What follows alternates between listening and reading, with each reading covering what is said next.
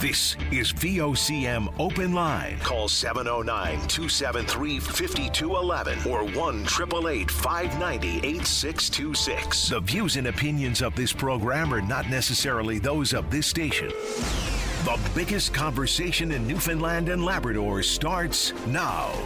Here's VOCM Open Line host Paddy Daly. Well, good morning and welcome to Open Line. Brian Callahan here with you one more time as we put a bow on the show for 2025. Yes, this is the last edition of Open Line for the year. And yes, it's also Tibbs Eve edition today, if you prefer. Or for my friends, Seinfeld friends, the Festivus for the rest of us, as you may have heard in the chatter on with the morning crowd there a little while ago with your VOCM mornings, from my Seinfeld friends out there. And it is most certainly looking more and more like a Christmas day to remember, because we are in for a blast here specifically on the East Coast and other parts of the province. Get into the forecast. I'm not going to spend too much time because we've been repeating it, but suffice to say, this is bound to upset just a few plans and visiting that normally would occur on Christmas Day, of course. Big part of it for many, the house hopping, maybe delay it a day or two. I know some people are talking about that, friends in my circle, wait till the weekend. I know some are considering that, or other pivoting. Basically, wherever you plan to be tomorrow night is where you may have to be or stay the next day. So plan for that, at least in this neck of the woods, so judge yourself accordingly. Got a couple of messages, not many, mind you, but a few bemoaning the existence of Open Line this week with Christmas so close. I mean, it's what we've always done. And look, why do we have Open Line? A couple of questions are, why are you having Open Line this year? And a couple of them a little over the top hate-wise. I mean, relax, it's music, and we play a lot of music, Christmas music. Look, first of all, and I know a little something about music, the VOCM Christmas playlist is second to none. I mean, from the Ryan's Fancy Children's Winter to you name it. Just the playlist. Say what you want. It is. It's just the best Christmas playlist. So let's get that out of the way. I have it on somewhere in the house 24/7. So I love it. No question about that. Well, 21/7 minus the 3 hours of Open Line. I can't speak for management and stuff, but in, any radio station, it's all about the listeners. So most of the day, it has been and it will continue to be Christmas music right through the holidays, and a smaller percentage is this show. And for all of you, don't want the show and just want the music instead, bear with us for the next few hours and it will all be fine. We think for this time of year anyway, that's a fair share. We'll get... And there's other uses for Open Line, of course. This time of year, especially with the storm coming, people may want to get on and use it as the venue to wish people a Merry Christmas that they might not get to actually physically see in person now, and it's a great way to shout out. And we'll take all those calls if there's someone you want to send a special wish out to this time of year. We're all over that as well. So good enough reason alone right there for the show this time of year. And then it'll be music, all the time, to your heart's desire. And the World Juniors get going on, Thursday, Boxing Day, Friday. Thursday's on everyone's minds here now. Our boys open up World Juniors against Czechia on Friday night. Look pretty good in the pre-tournament warm-ups against Sweden, but we'll see, it's Americans will have to be contended with, and it's just a great old tradition. That doesn't have the same... I don't know what it is. I know back in the day when John Slaney was winning the gold medal, or Dwayne Norris, or any of the boys that we've had play, they stick out because of the gold medals. But it was always a great tradition. Couldn't wait for it. And, of course, it's going to be great to watch again. It's just, I don't know why it's lost a little bit of pizzazz for me, but there you go. And shout out to the geezer quarterbacks in the NFL. Phillip Rivers, 44 years old. He looks 44. He does when he walks out and he's just taking his warm-ups. But defying the odds in many ways. Good zip on the short passes, not so much on the deeper throws, but good movement in the pocket. And then they talk about he's a grandfather, and he is.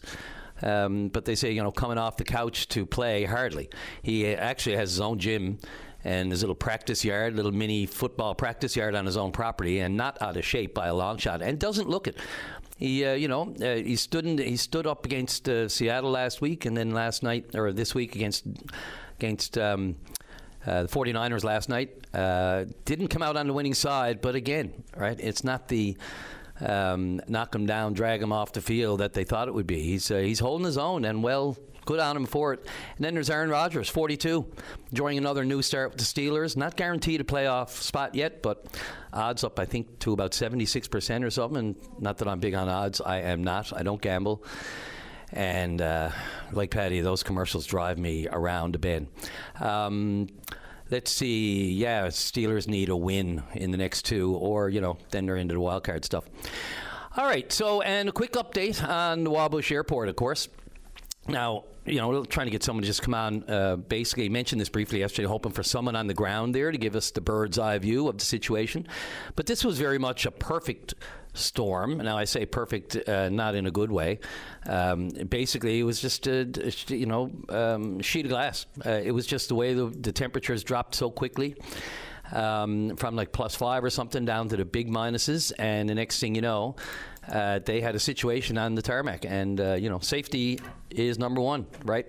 So we understand, I think as of supper time yesterday, flights became operational. The airport became operational again, but they're saying it's just you're just going to have to stay in touch with it, and it is strictly weather, and they're doing the best up there. And I appreciate anyone who would like to weigh in on that. Anyone else with first-hand knowledge, or if you've been upset by it, travel-wise, I wouldn't say angrily upset, but if you've just been travel-wise, it might be a good idea to just check with and give us a shout on the show and let us know what you're dealing with. And I joked, kind of half-jokingly, about the pizza pops yesterday and the risk of E. coli contamination, but all joking aside, I should say 4 people now hospitalized in connection with that, with the E. coli in Pillsbury Pizza Pops, according to the Food Inspection Agency.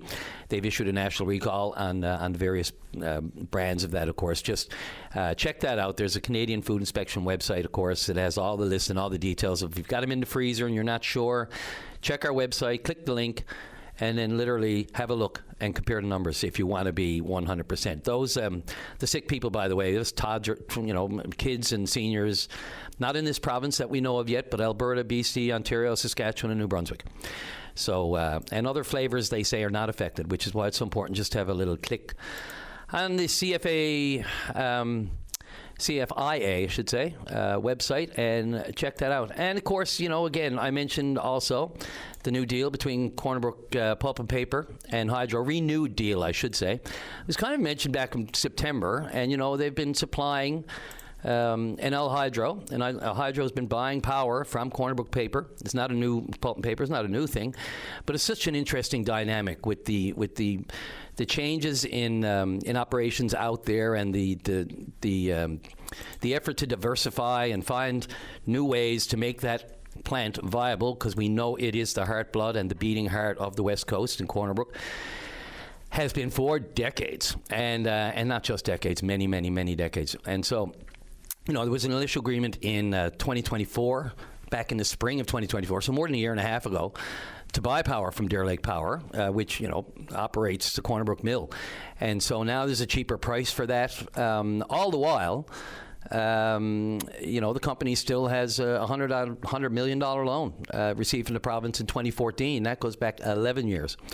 So it's always interesting on Diamond. I know that they are two separate ledgers and they have separate accounting and different reasons why that you can't just say. But it is still an interesting dynamic where we're loaning them money, but we have to pay for power. NL Hydro. So it's a dynamic that I would welcome anyone. Just want to put that context for me. Anyone from Hydro, anyone else listening, anyone's got an opinion on it, whether or not that's a weird thing or whether or not it is what we need to do in the short term to make sure that both of those are viable, both of those operations. I was going to say Hydro, but Hydro is a beast these days with everything on their plate and on the agenda. And let's see, where else was I going to mention? A couple more things. Oh, yeah. This just popped into my mind yesterday. I can't even remember what jarred my memory on it and why it came up. There was something. Oh, I know what it was. The city is talking about, there's a new mural that the city unveiled, a great new mural in the city. And that got me to thinking, murals are fine, but whatever happened to the city landmark sign? And we know that there was a plan to put it in Bannerman Park, and the proverbial you know what, hit the fan on that one, and they paused it. So I was looking for the news release. Yeah, there's nothing really specific. They just basically said they're going to, revisit it, and they acknowledge the concerns raised by residents based on the feedback. I know it's a strange page. It was a strange time to bring it up. It's just on my mind yesterday, and I'm wondering if if we get anyone from the city on today, and it is Tuesday, so I expect there might be a call or two from a councillor. You never know. Just for a little update on where they are, whether or not any discussions have been going on behind the scenes, whether or not they've been receiving feedback, compiling it. They did say they will make sure they'll ensure community consultation in the process, as opposed to earlier when there wasn't. Clearly not enough to get this kind of backlash as to the site that was chosen. And my personal favorite is still down at Kitty Vitty Lake, right next to the boathouse, just down a little bit where people stroll along there on the boardwalk. I just picture the lights lighting up the lake and all that sort of thing, and you can see it from panoramically, whether or not you're flying in or walking the lake on the other side and everywhere else in between. And it's such an open space, I think it might be nice there. But that's just my own personal opinion. We'll see what happens, and if anyone wants to weigh in on that, I am all ears. Dave, how are we doing out on the phone? I got a routine here, and I know Patty does too, but it's hard to get in a routine when you do the show kind of sporadically as I do. But I neglected to thank Dave at the end of the show. It's always one of those things. Like, hey, thanks, Dave, for the glass. Oh, man, I don't need any thanks. And that's just Dave. But the work that he does back there, the yeoman's work that he does, you don't see it behind the scenes, but holy smokes. So if you're calling in this morning, you're wishing people all kinds of happy holidays and all the best, by all means, save one for Dave. Dave, what do you say? We take Bernie on... Before we go to a quick break, what do you want to do? Yeah, let's take him. Let's take Bernie Davis on line one. Bernie, you're on the air. How are you, Brian? Great, sir. Merry Christmas. Happy holidays. All the best. Merry Christmas to you and Dave. I wouldn't be remiss if I didn't say how great Dave Tiger Williams is at his job. And, I enjoy our little banters back and forth every time I get the chance to call in. So I do want to say Merry Christmas to you and Dave and the full team. And I say family at VLCM because that's what it seems like it is. So it absolutely, Merry Christmas to you and all of those people. It absolutely is 100% here, Bernie. Are we talking, you got any shop to talk, or do you want to just I just wanted throw out some pleasantries? I just wanted to, at this time of the year, it's always important to say Merry Christmas to those and thank all those great individuals across some great work for us. But I did want to highlight a nice announcement that we've been working on for a very long time, those 40 new units that are going to be built down in my district in Pleasantville. Right. It's a great seniors initiative and persons with disabilities. We're going to have 8 fully accessible units there, and many of the apartments, or all of the apartments, are going to have features of universal design, which will allow those seniors to age in place, which is a very important strategy that we had in place when we were looking at designing those buildings in Pleasantville, and there's a significant amount more that are going to be coming in that region. Yeah, is the landscape there ever going to change from what we all know it as, or even long before the some of the old military buildings and the sergeant's mess and everything were demolished up there? That's really going to change, in your district, of course, Virginia Waters, Pleasantville. When can people expect to actually see the landscape change? Speaking of, it's going to change. When I know I didn't pay as close attention as I'd like to, but dates and that sort of thing, shovel ground, all that kind of stuff. Well, historically, I don't know if people are aware, but Pleasantville is designed like the Stetson, a hat, an American-style cowboy hat. But, there's been some changes in the landscape as we've seen. There's obviously a new long-term care facility down there. There's, 32 units that are very, very close to welcoming new people to them for Newfoundland Under Housing on Janeway Place. There's a significant amount of federal government lands, as you highlighted, that are going to be redeveloped. I mean, there's a massive project that is going to be happening in Ballyhaley. And I encourage residents to reach out to me if they have concerns about those, because I meet with the proponents very regularly to see if they can satisfy the concerns that residents bring forward. But, it's an exciting time when you see, the generation of apartments and housing units for individuals. There's going to be a lot of mixed development down in Pleasantville as well. And as you know, anybody that's driven through there knows beautiful trail systems down there. It's on the historic Kitty Vitty Lake, shores of Kitty Vitty Lake, where, we have the longest continuous sporting event in North America happening. So, we've seen a lot of change down there, and it's the training ground where the Blue Petits and all of our soldiers went over to train before they went to war. So it is a historic space, and, we can expect over the next number of months to see significant changes down there. And I think in the next 4 or 5 years, you're going to see it'll look a lot different than it does today.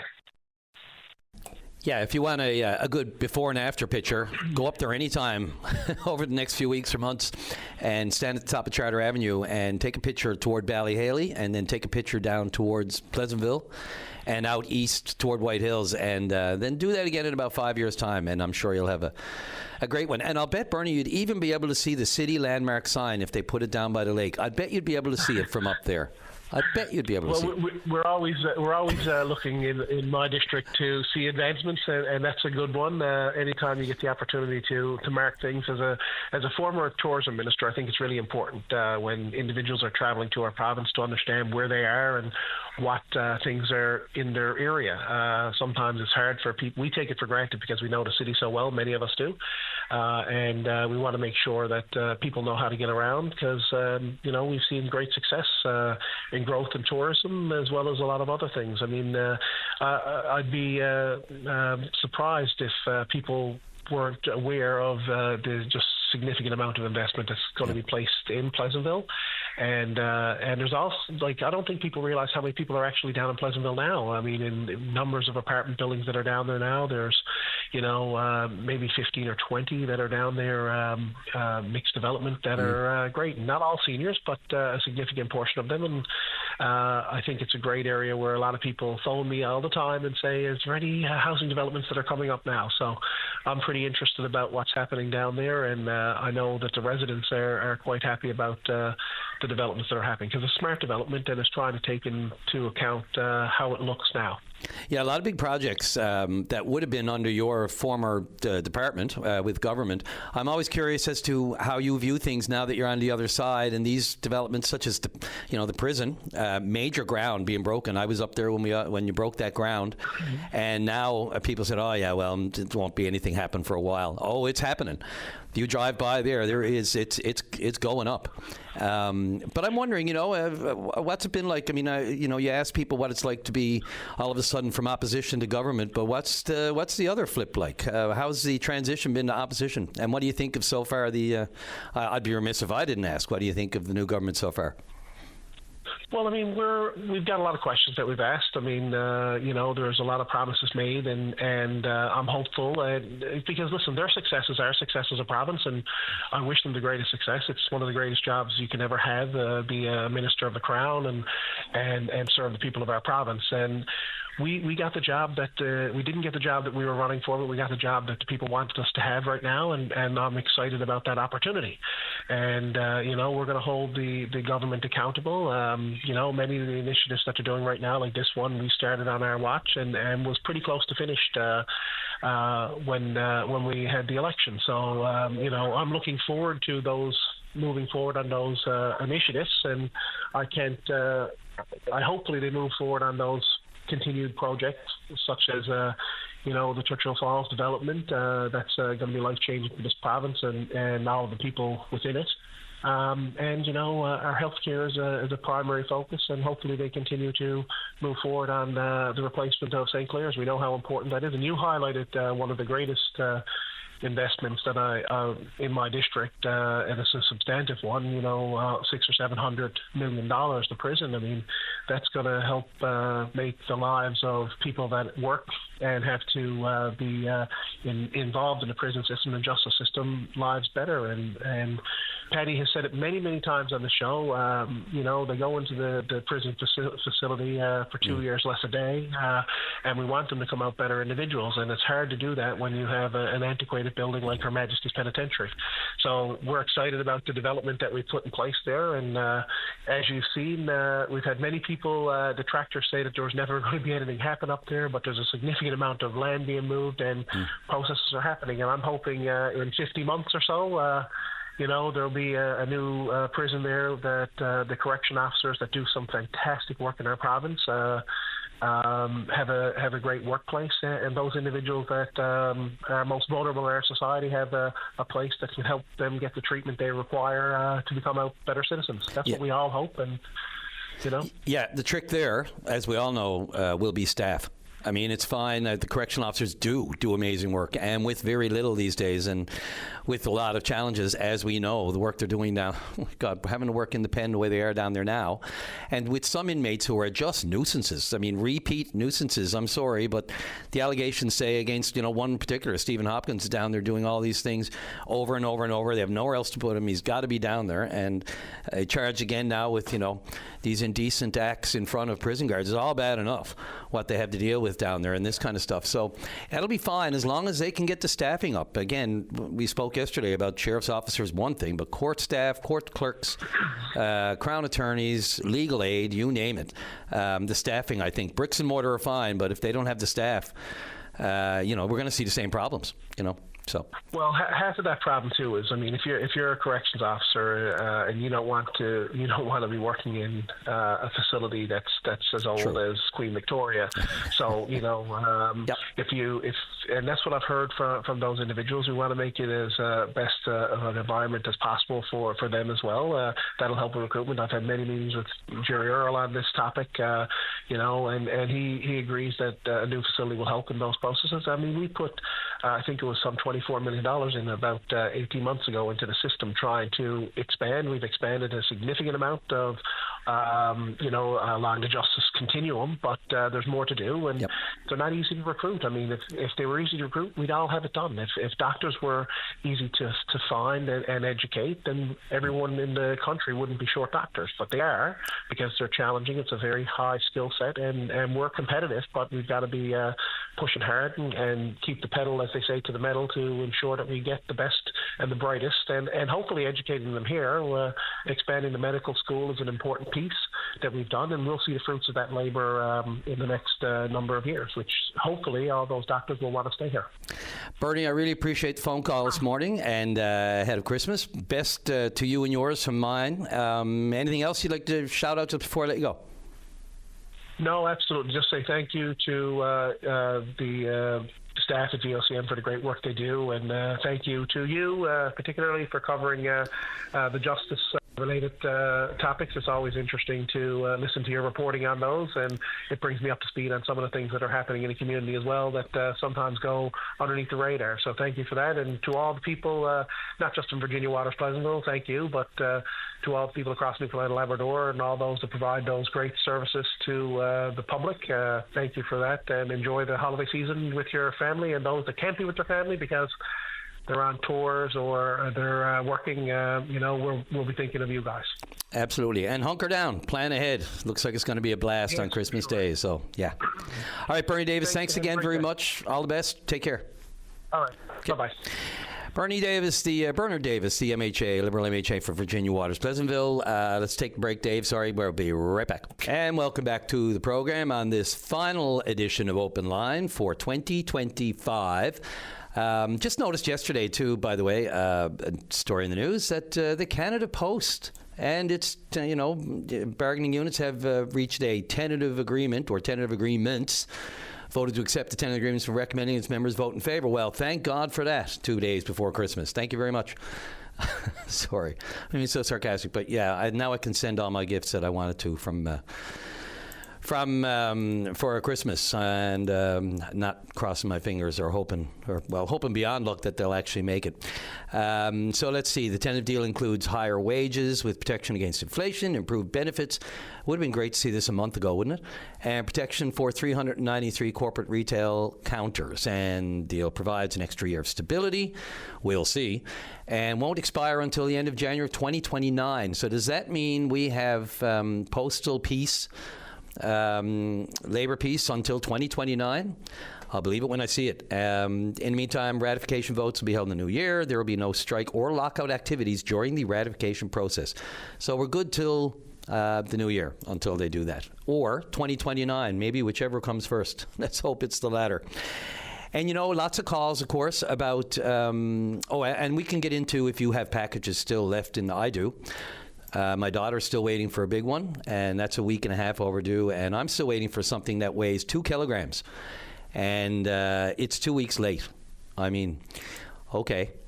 And someone else asked me about, they're talking about the Newfoundland Power rates, your electricity bills. Well, we can talk about that till the cows come home. It's interesting, though, because, last year when the spike happened after Christmas, there was acknowledgement that, rates had gone up and that was likely coming because of the weather, and it's always the environmental factors. I love the new communications director, Brenda Power, came from the RCMP, but of course her name is Power, and she's now the spokesperson for Newfoundland Power. Love it when that happens. And so, what was I saying, Dave? I lost my train of thought. I got a text there. 3 different ways I have messages coming at me here. Anyway, if you have something in the mail and you're still waiting for it and you're rotted, well, but this is the place. It's another good reason for Open Line today, not just to wish people the best of the season, but as you know, there's the come on with it, and it doesn't have to be Friday to do that. But getting back to the spikes, there was a news conference held last year when Newfoundland Power had those increases in rates. And at the time, all environmental factors. But the question was asked, and I asked it and others asked it, if that might be coming, and, in their systems, they probably know there's a spike coming. Maybe communication's a good thing. A heads up, a little, yes, all bills on the across the board may have somewhat of a spike, whether it's an average, whether it's a slight, or some kind of notification that, yes, the colder weather, and I mean, I guess it's hard to argue that we haven't had a good winter so far, because last year there was nothing, and this year, before Christmas, just ask Marble Mountain how the weather has been. And so, if anyone wants to pontificate on your electricity bills, mine has spiked a bit, but not a whole lot. So I found a way to avoid kicking in a second baseboard heater. Not a mini split, but another just little jig around the house that I never even thought of before. And so I'm just curious to see how my bill goes now that I'm not kicking in a second baseboard. You would think that there would be a noticeable difference in the bill, but we shall see, and when that happens, we'll see. Dave, I'm right on the break again. Let's take that one and come right back. How are we doing on the phone lines? Got a couple there waiting. Okay. And welcome back to the show. Before we go to our next caller, Tom's waiting there on line 1. Bit of breaking news, speaking of municipal politics. So 2 months, just about 2 months after being elected mayor of Logie Bay, Middle Cove, Outer Cove, Brad Power is resigning as mayor. Just 2 months after. Now, I'm just going to read out the message that he has posted today. Friends and fellow residents, when I began the journey of running for mayor, of the town that I've been proud to call my home all my life, I knew it was going to be filled with the unexpected. I knew there would be challenges, opportunities, and new adventures as we work together to make our town an even better place to live and thrive.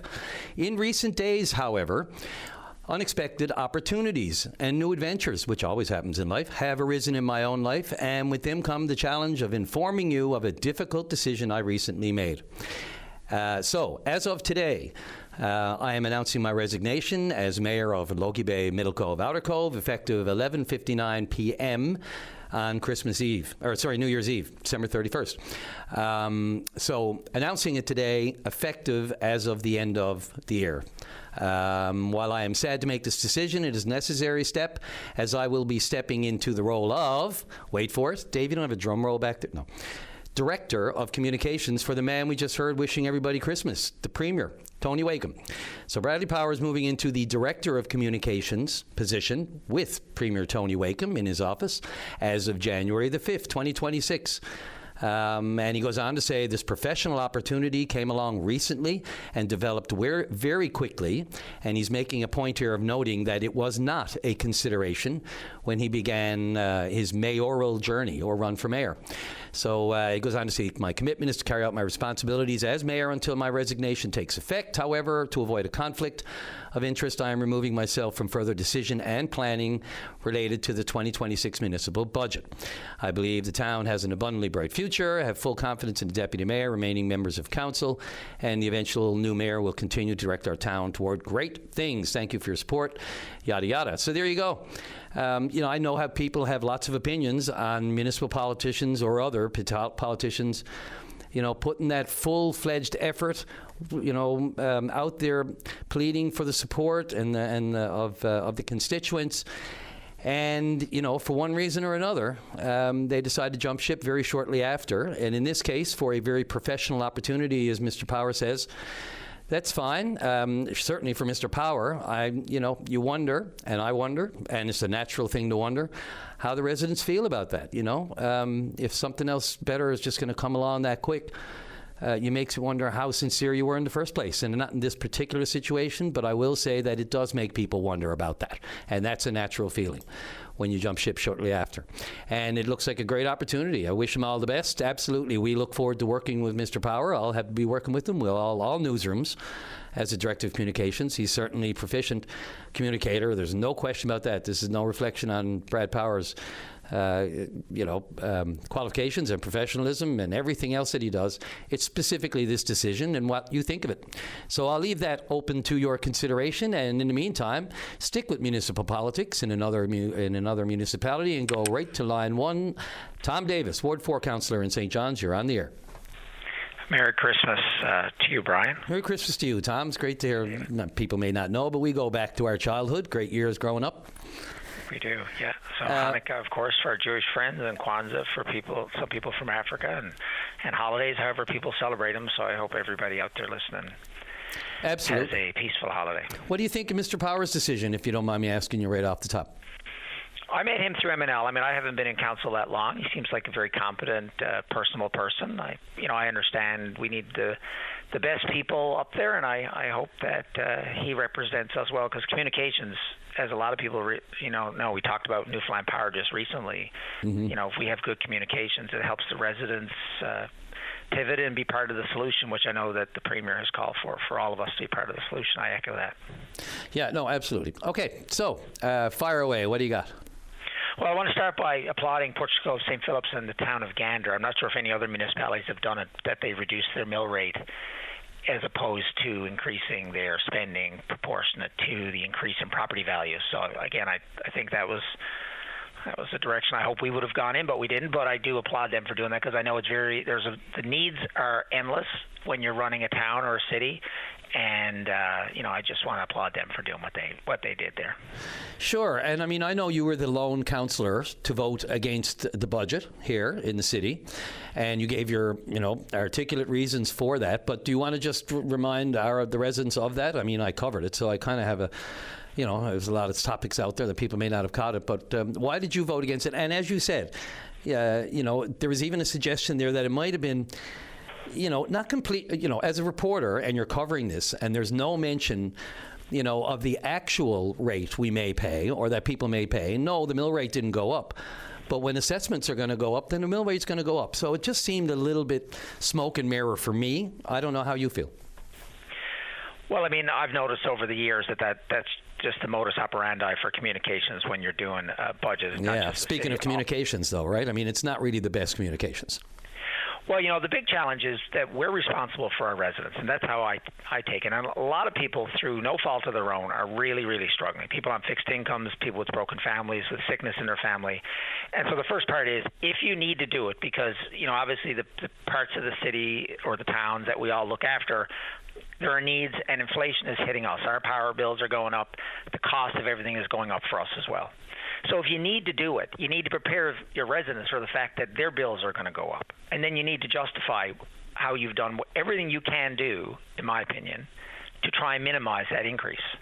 And I didn't really see that anywhere across, really, and not to just throw stones at my own colleagues, because they all lost sleep over it. It's very easy to create a narrative where we need this. We have a large capital works deficit where we have a lot, as people know, we got water mains breaking, the roads aren't in the great condition as we'd like them. We want to expand Metrobus. We're doing another new fire hall in the Goulds, the new Muse Center. It goes on and on and on. And for me, it's, and I think this needs to be the mantra of the provincial government, people in their homes, people in businesses. It's needs versus wants now. So, like, I've come to the conclusion that the standard of living and the expectations of Newfoundlanders and Labradorians is higher than we can afford, and our governments are writing checks that we can no longer cash. And not only that, we're borrowing money to pay operating costs, not at the city, because the communities are forced by the Municipalities Act to balance their budgets, with the exception of capital works. So that's my philosophy. Now, lots of people don't share that. They believe everybody's doing fine, or at least the majority are, and that we have to provide the services that we provide and that the residents have come to depend us on. And it's a very difficult balance to strike. So, for me, I just recognize the reality of people's increased power bills, their grocery bills, just the bills in life. And that's why I chose to do what I did. But I do understand that my fellow councillors, and I'm sure councillors across the province, really struggled with that decision. But I wished that, we had brought our mill rate down a little bit. I recognize bills have gone up, but I know. That was my choice, and I do understand. I had a lot of really difficult conversations with my colleagues, and they lost sleep over it too. So that was that. But let's move on from there. That is in the past now. But I just caution people to go in. You can go into the city of St. John's very conveniently and see what your bill was last year. You can see what your assessment was last year. There's a great thing called Map Center, and you can go in. You can find your home, click on it, and it'll show you what the 2025 assessment was and the 2026 assessment. And if you subtract the two numbers from each other, so if your house was worth $300,000, now it's worth $200,000. Sorry, the other way around. 100 went up to 2. Then you subtract the difference, multiply by 9.0091, and that will tell you the difference in the tax roll. So, but moving along from that, there's some things I realized residents weren't aware of. We do have a seniors reduction of 25% if you fall into one of two categories. One is if you're 65 years or older and in receipt of the guaranteed income supplement, you can apply to the city. There's a form. If someone needs it, they can reach out to me, but it's pretty easy to find on our website. Or if you're 60 to 64 and in receipt of the allowance for survivors provided under the Old Age Security Act. So either one of those you can apply a 25% discount, which is a significant savings for people.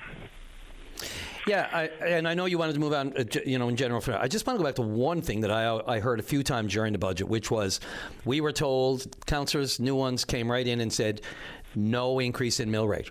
And that's one thing to just say that and then to grant it. But then all the other dominoes that have to fall into place and all the other allowances that have to be made to do that is not really talked about as much. I mean, finance lead on finance, Deputy Mayor Ron Ellsworth mentioned it a few times. That they came to us and they said no increase in the mill rate, but it still just feels like window dressing to me. Am I out to lunch? Listen, when you're sitting around the council table and they come and say, here's the budget, and you're a new councillor, which really, even I'm a new councillor. I was only elected in March of 2024, and then Councillor Noseworthy in November of 24, and then all of these new councillors. I mean, this is a massive document. I mean, right now it's almost $365 million. And to try and comprehend all the moving parts of that and the needs and the wants and how many new employees people want to fill different, and there's an endless list. Yeah. To me, the easiest thing to do is to absorb the 8%. Right. Because that's what it turned out. People's property values on average in the city of St. John's went up 8%. Yeah. And it may be more than that in CBS, Paradise, and Mount Pearl. Some are up to 14, 15, yeah, sorry. Yeah, right. So that was the easy thing to do.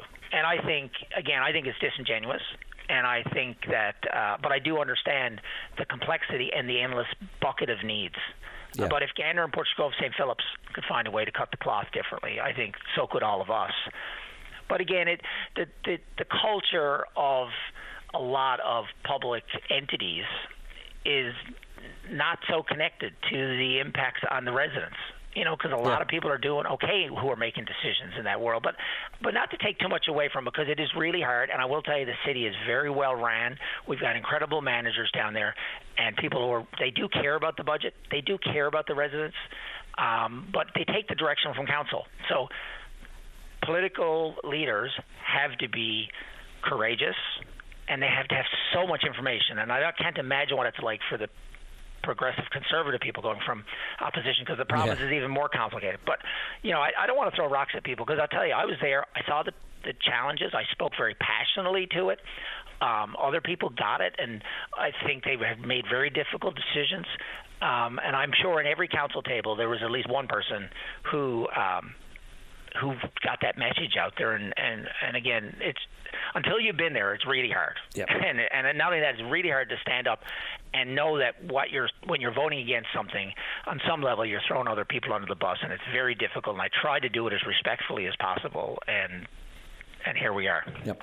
Well, it is your right as a councillor to stand up individually for your individual thoughts. So, I mean, I think that's maybe in large part to why you were elected. I just want to ask you, just generally, this landmark sign thing came up. Just where is that? Is there any internal work going on it, or is it all just shelved until the spring and fall, and then or spring and summer, and then we'll start ramping it up again? Do you know if there's any work going on behind the scenes with that? I don't believe there is. I mean, I think that the decision was made last year to back away. I mean, when we first approved that, first of all, it came out of an existing budget. It wasn't new money being spent. It came out of the promotion budget. They managed to save money somewhere else to be able to pay for it.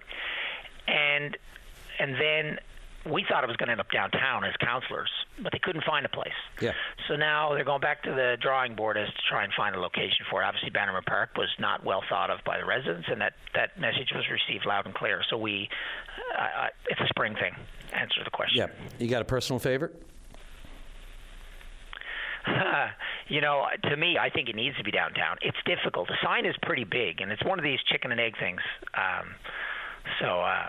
I propose putting it up on the parking garage, like above City Hall, like so that you could stand in front of it, down in front of City Hall, and it'd be up in the background. But that wasn't well received. So anyway, I don't know. It's not my the parking garage. The parking garage. No offense to Martech and my good buddy Charlie Oliver, is not the most beautiful site in downtown. So having a look at that end. No, I meant the City Hall. Oh, the City Hall parking garage. Yeah.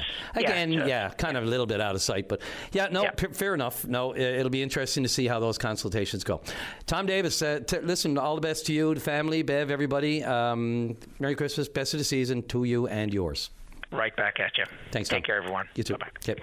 All right, off to the break, Dave. Thanks. Welcome back to the show, the final one for 2025 here on Open Line. So I hope we're not people who have messaged about where's the Christmas music. Well, it's coming. And you'll get all you need and your fill of it after the lunch hour and the rest of the day, and then throughout the holidays, especially on our big snow day that appears to be coming on Christmas Day. And I did want to say, of course, we were talking about the resignation of Brad Power, Logan Bay Middle Cove, Outer Cove Mayor, to become the Premier's new Director of Communications. Certainly, I should have mentioned, but of course it goes without saying, Brad, love to have you on the show. Just come on and talk about your decision if you like, rather than me pontificating on it and not speaking directly to you individually, but of course, just the whole issue of putting all that work into getting elected, and then 2 months later something better comes along, and we appreciate that. And as Tom Davis just said, Councillor, it's important to have good people in those communication roles, and if nothing else, and there is more, but if nothing else, Brad, my experience, great communicator, so certainly fits the role. Just wonder what the residents think of so soon after making that decision. And one other story I wanted to mention, and I got a bit of family time. My sister went to Harlow in England. Growing up when we were kids, my sister went over and got her education at Harlow campus in Essex. And now the town council there, of course, this is the story of, MUN reviewing all its finances and looking for savings, more than 20 million they're trying to find within the next year. And the Harlow campus has come up as a possible casualty of that kind of cost-cutting and reviewing of finances and how to make MUN more viable and get the infrastructure fixed and all the important things and make it a great campus that it has been for years and years and years. But the town council of Harlow is now weighing in, hoping that the university will keep the campus in the UK. They've even sent, very personal messages, really. It came up for extensive discussion at their town council meeting, apparently, the Harlow. And one of the councillors raised, a couple of issues and talked about the enriching of local schools. I think the quote was, most recently at Hare Street School, Miss Prince and Miss Fahy both spent several months alongside staff and students and said farewell to this incredible school community only 2 weeks ago. In January, some new student teachers will be joining Hare Street for a similar placement. So this is what goes on over there as well. So it's not just, certainly the impact on the local community in Harlow and Essex, it spills over there. We don't see it as much, of course. But we certainly value and we understand the value of the Harlow campus that it's been for years and years and years. Anyway, they're making a plea, of course.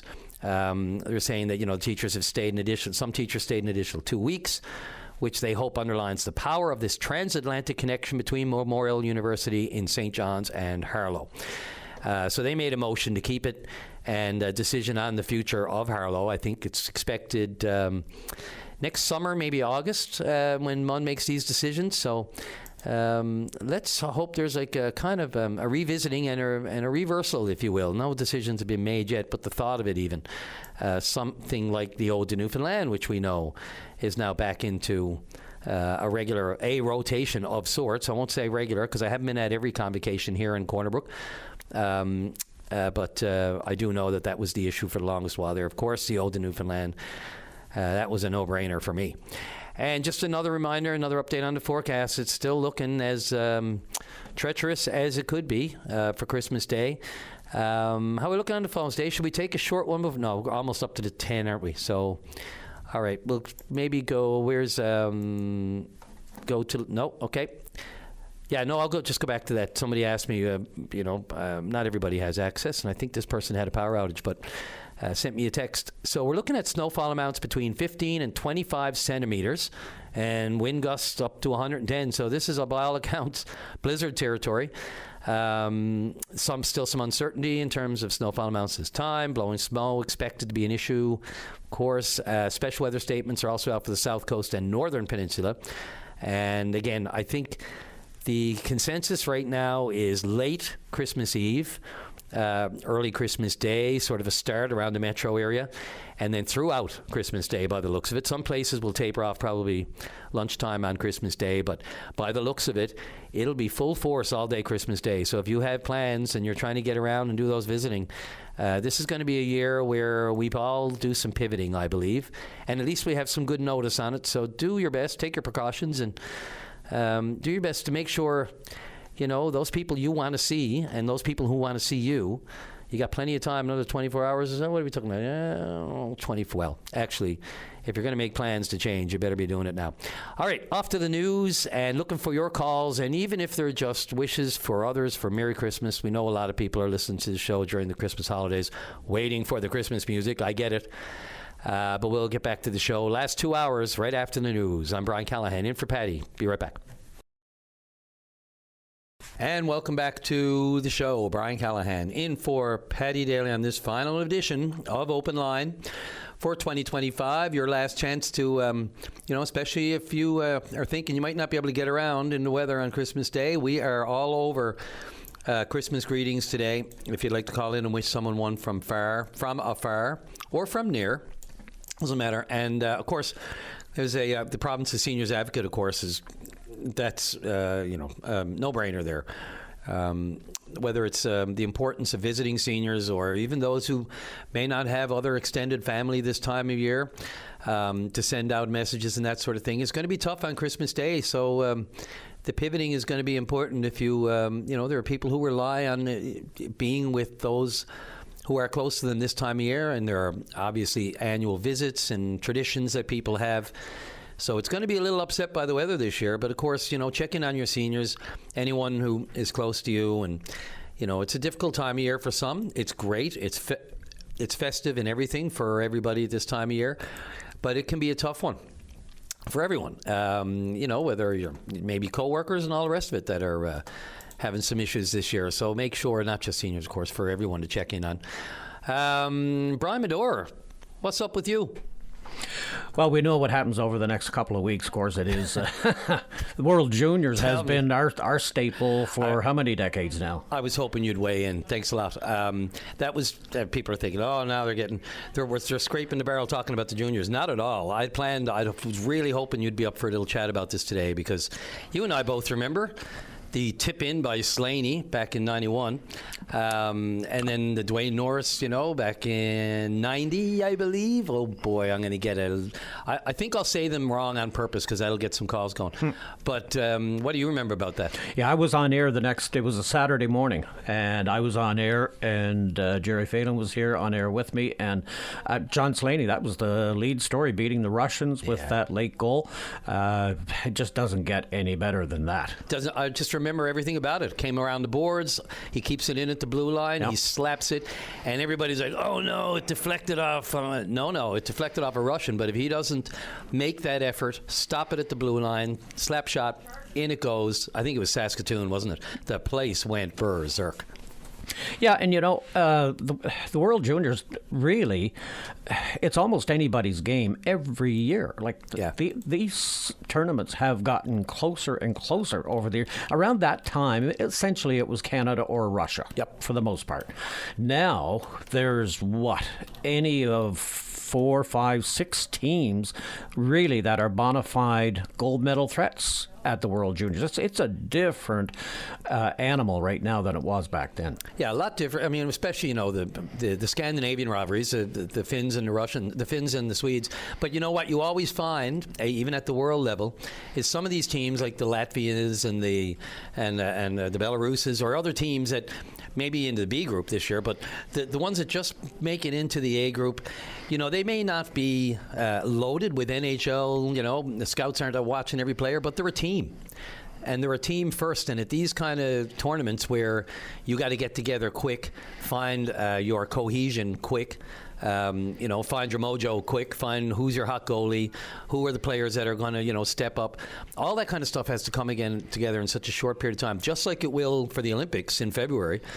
But the countries that play together on a regular basis, like the club teams in Latvia, some of those are the actual team they send. So it's already together. They already have their systems. And they're all playing at such a high level that it becomes a much smaller margin of error, hey? Oh, yeah. They're one stellar goaltending performance away from that big upset. Yeah. That's how close they are from upsetting Russia, Canada, states, of the world. These type games with Switzerland and whoever it may be, you just cannot take for Germany. No way. You cannot take for granted anymore. No, these players are all great. They're all potential, and you just look at the junior system here in Canada or even the college system in the States. It's dripping with all that kind of talent. You don't know where it's come from. Is Slaney your best memory? Of the World Juniors, I'd have to say I wasn't watching that game. I liked the one a few years ago. It was on a Sunday afternoon when Canada came back against Russia, scored those 2 late goals.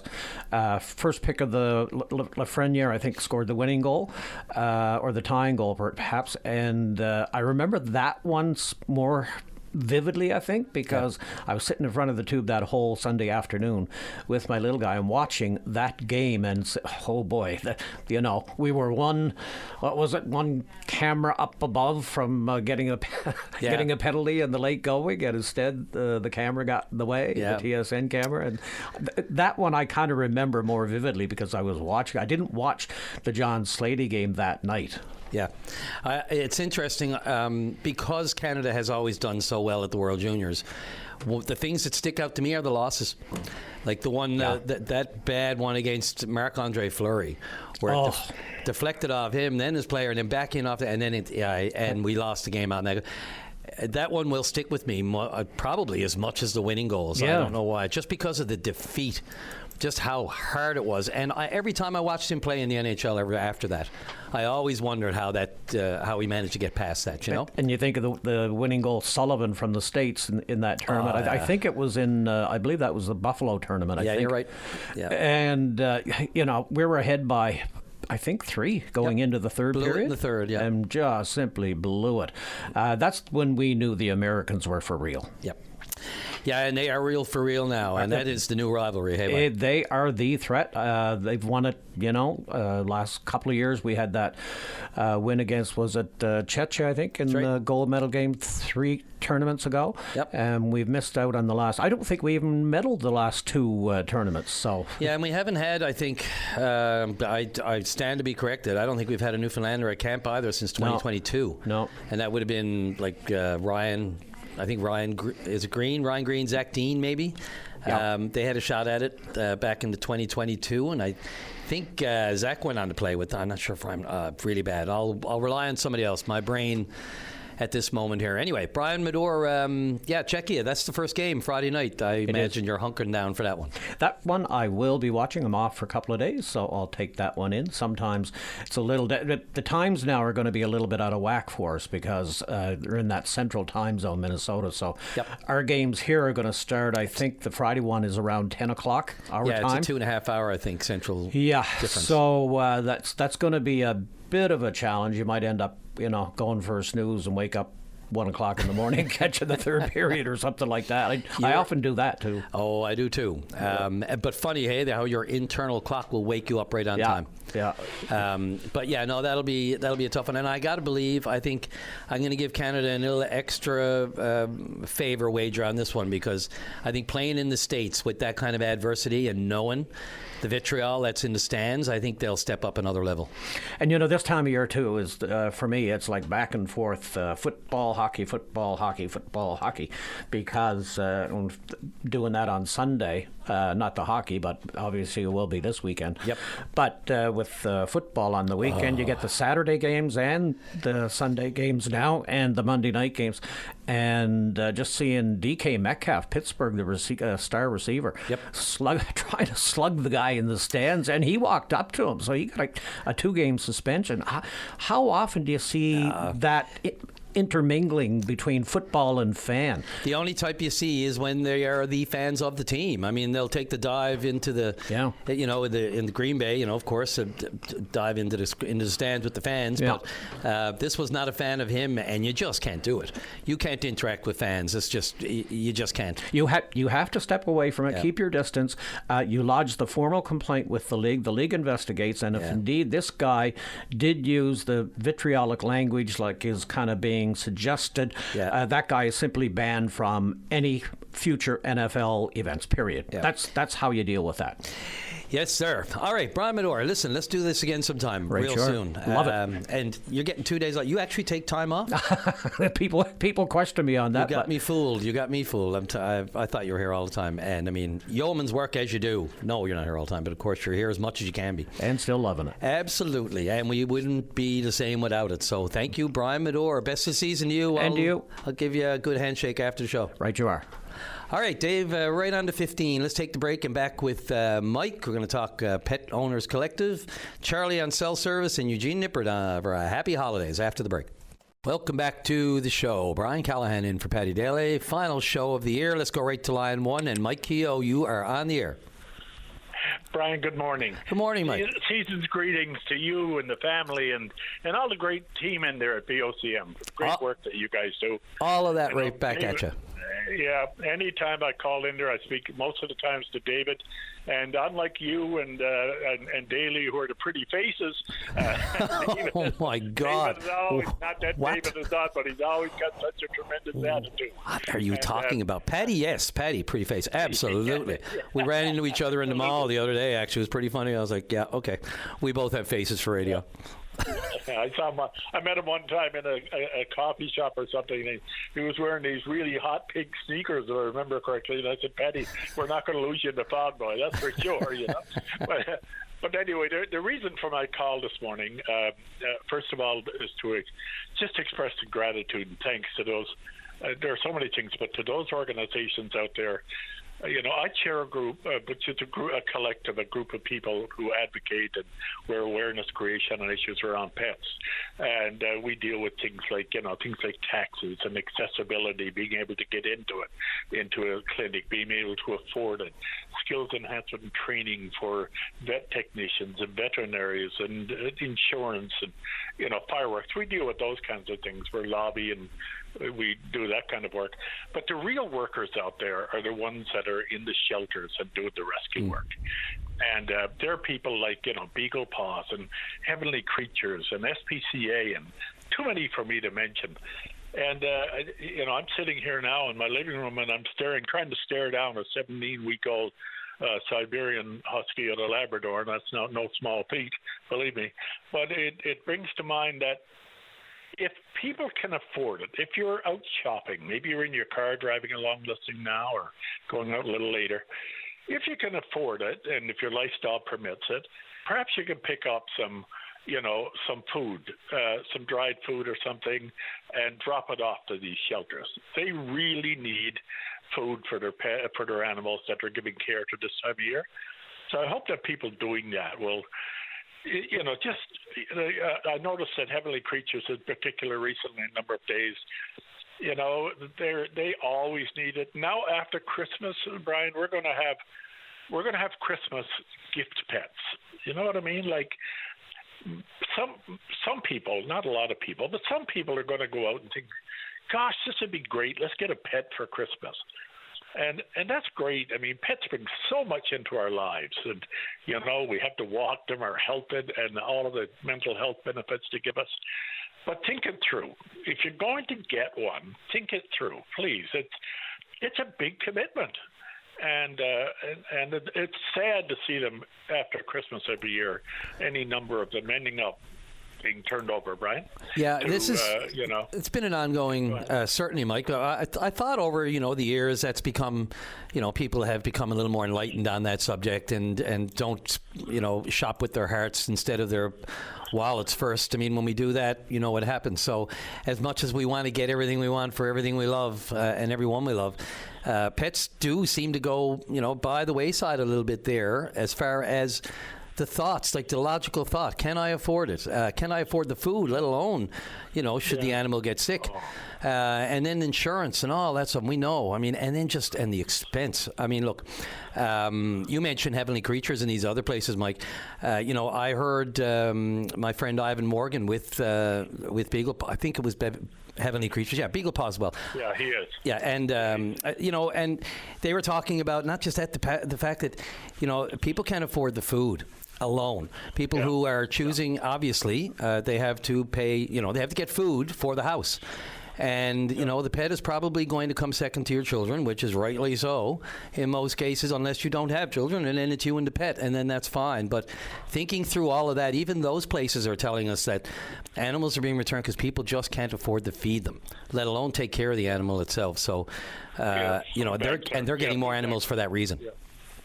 Yeah, it is, and I mean, Ivan and Heavenly Creatures do such great work, but he's absolutely right. I mean, it's very difficult. It's heartbreaking. We come across seniors who really, pets are such an important part of all our lives, but for seniors in particular, many times they had them for years, and now they can't afford a vet. They can't get into one. Yeah, and these problems that are causing the shortage of services for animal health clinics. We're historically call them vet clinics, but animal health clinics. A shortage of access.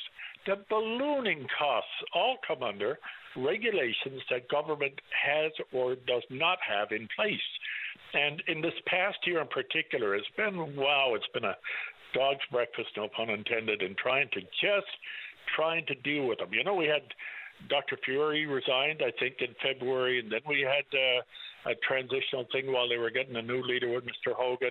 Mr. Hogan came in, and he changed over to ministers, and they're all finding the keys to the office to get in for a number of months. Then he called an election, and then in the fall of the year, we had an election, we had change in government, and all of a sudden nobody in the public service was making a decision. So trying to work and the rules and regulations that govern clinic ownership, and now that they're all being bought up by investors, so there's a real tough year on it. But if I may, I just want to move along on one or two other things, like a simple thing with pets. If you take your pet to a dog park, and David and I discussed it briefly for it on air, please take the time to make sure when you go into the park that you close the gate. It's a simple little thing, but a lot of people are not doing stuff like that. So in pet ownership, when you're going down there, make sure that the enclosures are closed when you get in. Another thing, we have fireworks coming on now. Now, Brian, fireworks are. I grew up in an era. We go out on the back steps and you'd fire up the guns. I mean, that's the way it was around the bays. Or in town, we did it too. Yeah. Yep. My uncle had his 12 gauge out on New Year's Eve. Yep. Yep. But what's happening now? And I love watching fireworks. But the reality is, for pets, fireworks are just traumatic for many pets. Yeah, they're traumatized. They run away. They go to the basement. The fireworks damage, property that's around us. And we have a new person in the mix now, and they are people who've joined Canada, who've come to Canada as immigrants. They come from war-torn countries where the missiles come in, and it's a terrible way to put this, but if you listen to a fireworks, first of all, they sound like a missile, and then they'll explode. And if you come from an environment and you're a child and you're in it, and it's got to be, I am aware of a couple of cases, traumatizing. So I don't know. We worked with, municipalities, Newfoundland and Labrador, and they put something out for us, but we're not for banning fireworks. So maybe municipalities in the future can start looking at ones that are greatly reduced, 95% reduced in noise. Some cities in Canada have banned fireworks altogether. Yeah, I think there's been some progress on that, Mike. I mean, everybody tries to accommodate all of the various concerns and needs of everybody. And sure, I don't think it's out of whack at all to consider people who have come from countries where bombs and missiles do fall. And those, I mean, it goes without saying what kind of PTSD that has caused, and they carry with them when they find a new home here. But then you'll have the side that says, you're coming to the new culture. This is a new culture where we do this. It shouldn't be a blanket decision one way or the other. It should be some kind of happy medium. Each municipality really has to find the balance, the sweet spot that just takes everyone into consideration. Whether it's animals, look, all you need to do is look into their eyes when there's a bang going off, and that'll stop you in your tracks. My cat, my dog, I know it. You see it. They just look when they're shivering. I mean, God, if that doesn't break your heart alone. And wise up. But, there's a right to do it. Fireworks have been a part of our, New Year's Eve for forever and a day, right? So what do? You just have to find that happy medium, and municipalities have, been more restrictive as to when they can go off. Although I can tell you now, whether it's the 8 o'clock to 1 a.m. or whatever it is, they're off 3, 4, 5 hours before that in my neighborhood too. So they're all over the place, and they go on then till the next day and the next day and next day. I mean, they'll say rules are made to be broken, not these. Yeah. Well, I think, Brian, it's a long-term thing. It's an education thing, perhaps. But I guess, if we could just be aware of it, at some point in time, municipalities may isolate, use of fireworks to an area that's not heavily populated or something. But these are discussions that have to be made. Sure. As long as we're aware of it. So, there are any number of things, but, these are basic things in terms of if you're going to get a pet for a loved one or yourself or something, think it through. And if you can afford it, if you can maybe go online, if you maybe prefer, you can't get food for them, you're like me who doesn't want to go in these stores now these days, if you can make a small donation. Keep in mind that these people that are doing this are volunteers. Sure. They're out there, they're looking after people they're looking, well, many of us regard them as family members, but they're looking after animals who many times give so much, but they can't do anything themselves. So we've got these volunteers out there, and at least make sure that they got the food to be able to give to the animals. So if you've got that amount, call them, and I'm sure they'll make arrangements to be able to get the food from you. Yeah, and do what you can. And if nothing else, donate to the home, the Way Home fund, building the new SPCA in the East End. That's a good one too. Mike Keogh, thanks very much. Always appreciate it. Very important message that you're sending out there today. Can't forget the Pet Spy. They're like family to many of us. So. They're not like family, they are family to many of us. So, great call, great information, and important today, especially this time of year. Best of the season to you and your family. Thanks for the phone call. Thank you. Bye now. Great. Take care. Okay, Dave, let's right on the bottom of the hour, take that break, and back with Charlie and Eugene after the break. Welcome back to the show. Let's go right to line number 2. Charlie, you're on the air. Hey, Ryan, how's it going? Good, sir. How are you? Not too bad this morning. You sound mobile. I am. Yeah, I'm actually driving on the west coast there now. I always love to know where someone is when you're talking, so we can get a mind's eye. Where you at? Just past Gallant. Actually, I came from Port aux Basques this morning. And highway, weather, conditions, how's it looking?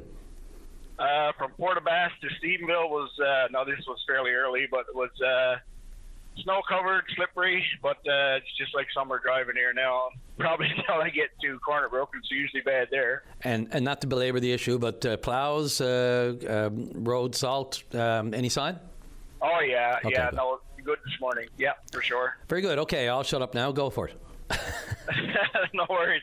I just wanted to talk about the cell phone service, like how bad it is. I'll probably lose you before the end of the call, actually. But, which be par for the course? Like right across the island. Like I'm driving a truck. I'm not a truck driver. I do have a truck, and but I'm a fisherman, and that's something that's a passion that I could never ever give up, probably. But wintertime and off season, we bought a truck there a couple of years ago. Me and my best friend, we take turns driving. Got a contract, all bit of product across the island, and we take turns like week to week or whatever. And something to do wintertime. But the cell phone service is just ridiculous. Especially, and it doesn't mean it doesn't have to be in one particular place.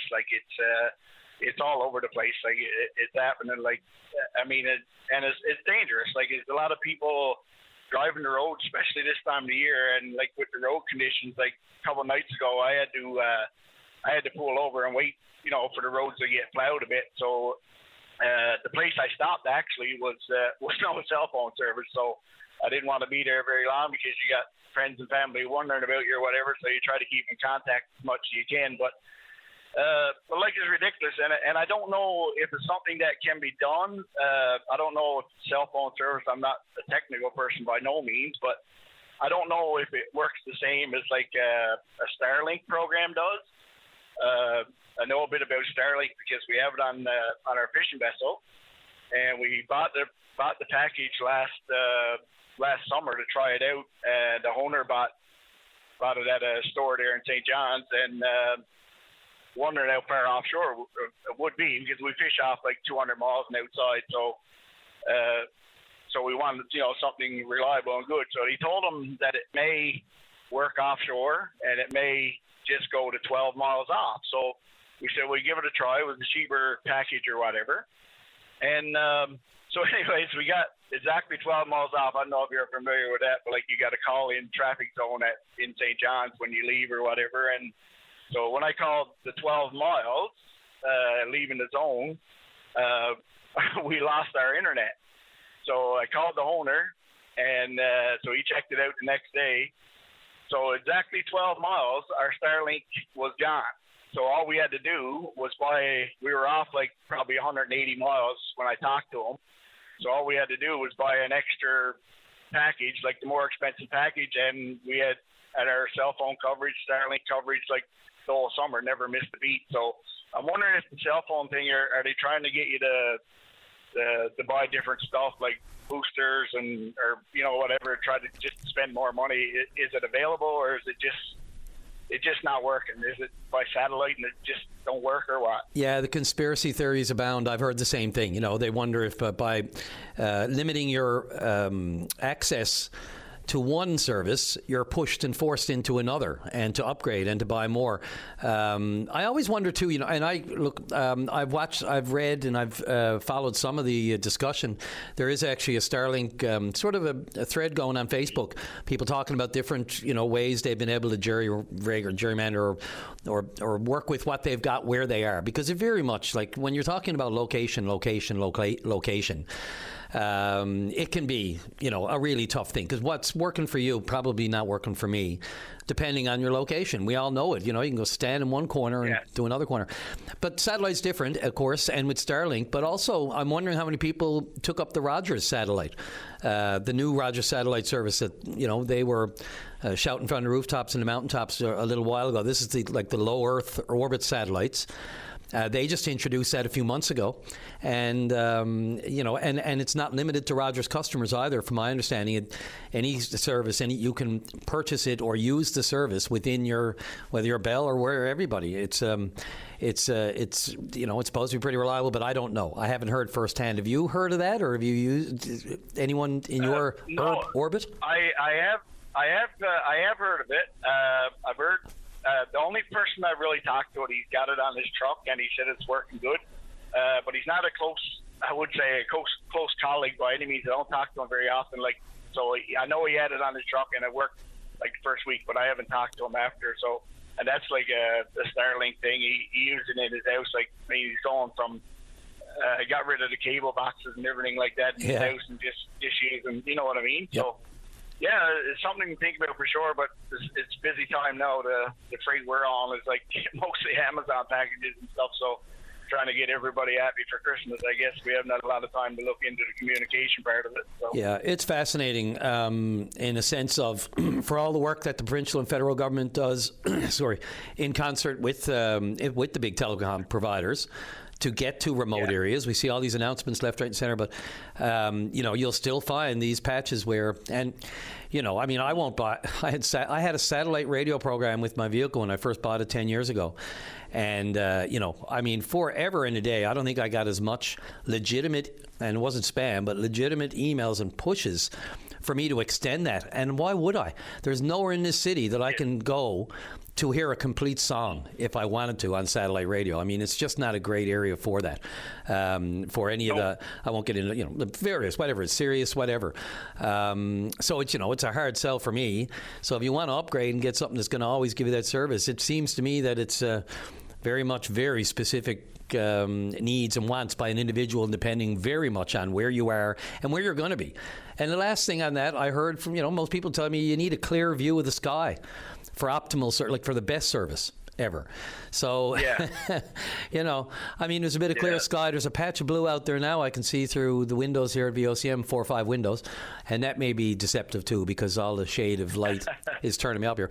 Yeah. But it's the outage areas and the problems, it's a safety risk.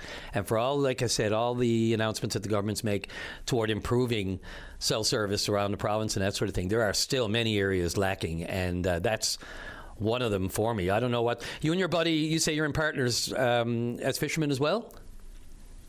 Yes, we are. Yeah, both of us. And not to cut you off, but I may lose you here. This is one of the dead zones. How ironic. Coast, so. Well, look, we're right up. We do both fish. And mostly just crab. We do a bit of cod fishing, but crab is where it's most lucrative too. And we do try to find somebody else to run the truck in the summer months, and works out pretty good. Yeah, so it's very much safety, employment, and everything. It's not just looking for a connectivity. If you're on the highway on your way somewhere, you need it for life, death, and finance. So it's too important. Everything. You're absolutely right. Well, Charlie, I'm here at George's Lake right now, and I'm surprised that I still got you. You're cutting in and out. I don't know how I am, but when I get out now, I'll probably get up here to pinch cut, and it's good until Cornerbrook, but you even lose it to go down over Cornerbrook Hill. It's crazy, right in the city. And I still got you. So maybe they're listening, and they're making sure that you stay. Maybe they've made some little tweaks to make sure you're on the air so they can prove us all wrong. And just like that, Charlie's gone. Dave, that wasn't you, was it? Nope. We just lost Charlie on his self-service right at 10:45. Look at that, Dave. There's a reason for everything. Let's take that break. Be right back. Welcome back to the show, the Tibbs Eve edition of Open Line, last one for the year. Let's go right to line 1. Dale, you're on the air. Good morning. How are you this morning? Morning, Dale. I hear you're in a little bit of a remote location. Hopefully we don't lose you. Fire away. Yes, well, happy holidays to you, first off. Right, same to you, sir. I called about the 24-hour snow clearing. I'm working in the Combat Chance area out of CBS. And so last update I can remember is that we, right around this time, I believe he said around Christmas time, really, the 24-hour snow clearing should be in effect. So myself and my co-workers, a lot of us usually get rentals in the area this time a year, and we haven't this year because of the announcement made back in October. about the 24-hour snow clearing come back, so we never bothered to get rentals. Now we're on the road every morning, me and hundreds more between all the sites out this way, are on the road every morning in the slipperiest, worst kind of conditions. And there's people gone into a ditch this morning, and God knows how they made out. So we don't have rentals because of this announcement. And here we're coming up on January again, and we want to know what the target date is. We're close enough now that we should be able to be provided with dates of when this is coming into effect, whether it be the 26th or 27th. This isn't just another announcement that government is making. There are people going in the ditch every morning, and it's ridiculous. We want a target date. We're close enough now that they can put a date on the table. Right. So my recollection, and I'm just, I'm going to try to verify it, but my computer's not working. But I think it was middle of November that the new minister, Transportation Minister Petton, announced the reinstatement of 24-hour snow clearing, and that was as opposed to what was said to be the earlier, whereby they're called in, as opposed to happening all night long. So it was at the time in mid-November. He said from December. Let me see, am I getting it here? From December to January. Sorry, from December, where is it? Yeah, December to March each year to keep these main routes clear and safe. Now, we've already heard from others who've said, there are sections in very busy areas that aren't being covered. So I think they're Port Blandford, out that way. I don't want to misquote here. I know that throughout Terra Nova, it's the federal government that looks after it. But, that was the promise. Let me see. The exact wording was, with our winter maintenance preparations underway, we are pleased to deliver on our promise by beginning the recruitment process. And that's where the plow hits the road, if you will, as opposed to the rubber, by beginning the recruitment process for staff so we can reinstate 24-hour snow clearing 7 days a week on the most traveled routes in our province. So they're saying, we listen to Newfoundlanders and Labradorians, and we're going to do it. To what extent it's happening at this very moment in individual areas, I'd say is largely dependent on staffing, and I don't have that in front of me. I mean, we can always love an update from the minister. But you said somebody went off the road. Where did that happen overnight? Where did that happen this morning?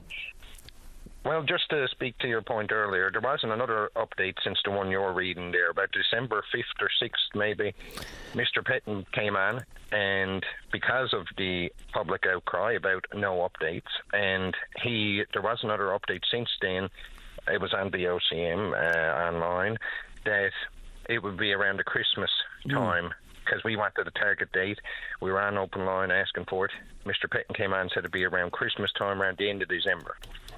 So we're close enough now that we want a date when it's coming into effect. This isn't just another regular government announcement.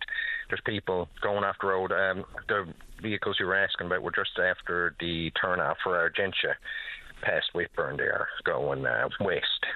Is where the vehicle was this morning. Okay, yeah. Let's hope the lack of news on that is good news, because we haven't heard certainly anything. I hope everyone is okay in that situation.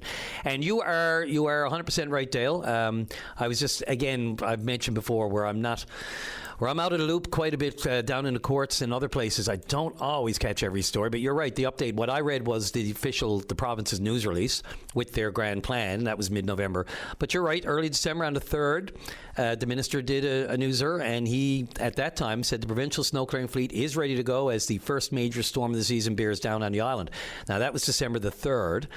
Let me see. He said the overnight aspect won't be much of a factor. The system... bulk of Anyway, I don't see reference to Christmas, but this seems to be the update from then. But again, I welcome it. Things change as the snow flies. So, any kind of update, I'd only be, just mulling over rumor and innuendo here. But you're right. You deserve an answer to that. A good update on any promise or commitment to have her in place and ready to go and full up and running by Christmas. It seems like a crazy promise to make, though, to me, only because of staffing. It's great to say we're going to have it around the clock, and not just any staff. I mean, they need to be well trained. They need to have all the proper, experience on our highways, because we know it's not just a matter of putting the blade down and going.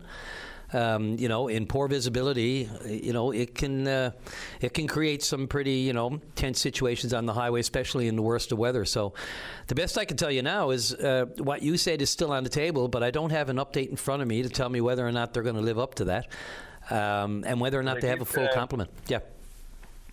Well, they did tout that they had, because I guess the Liberals were mentioned that they were going to have trouble getting the recruiting for these jobs, but the PCs touted that they had lots of applications, over 250. Applications. And that was on VOCM as well.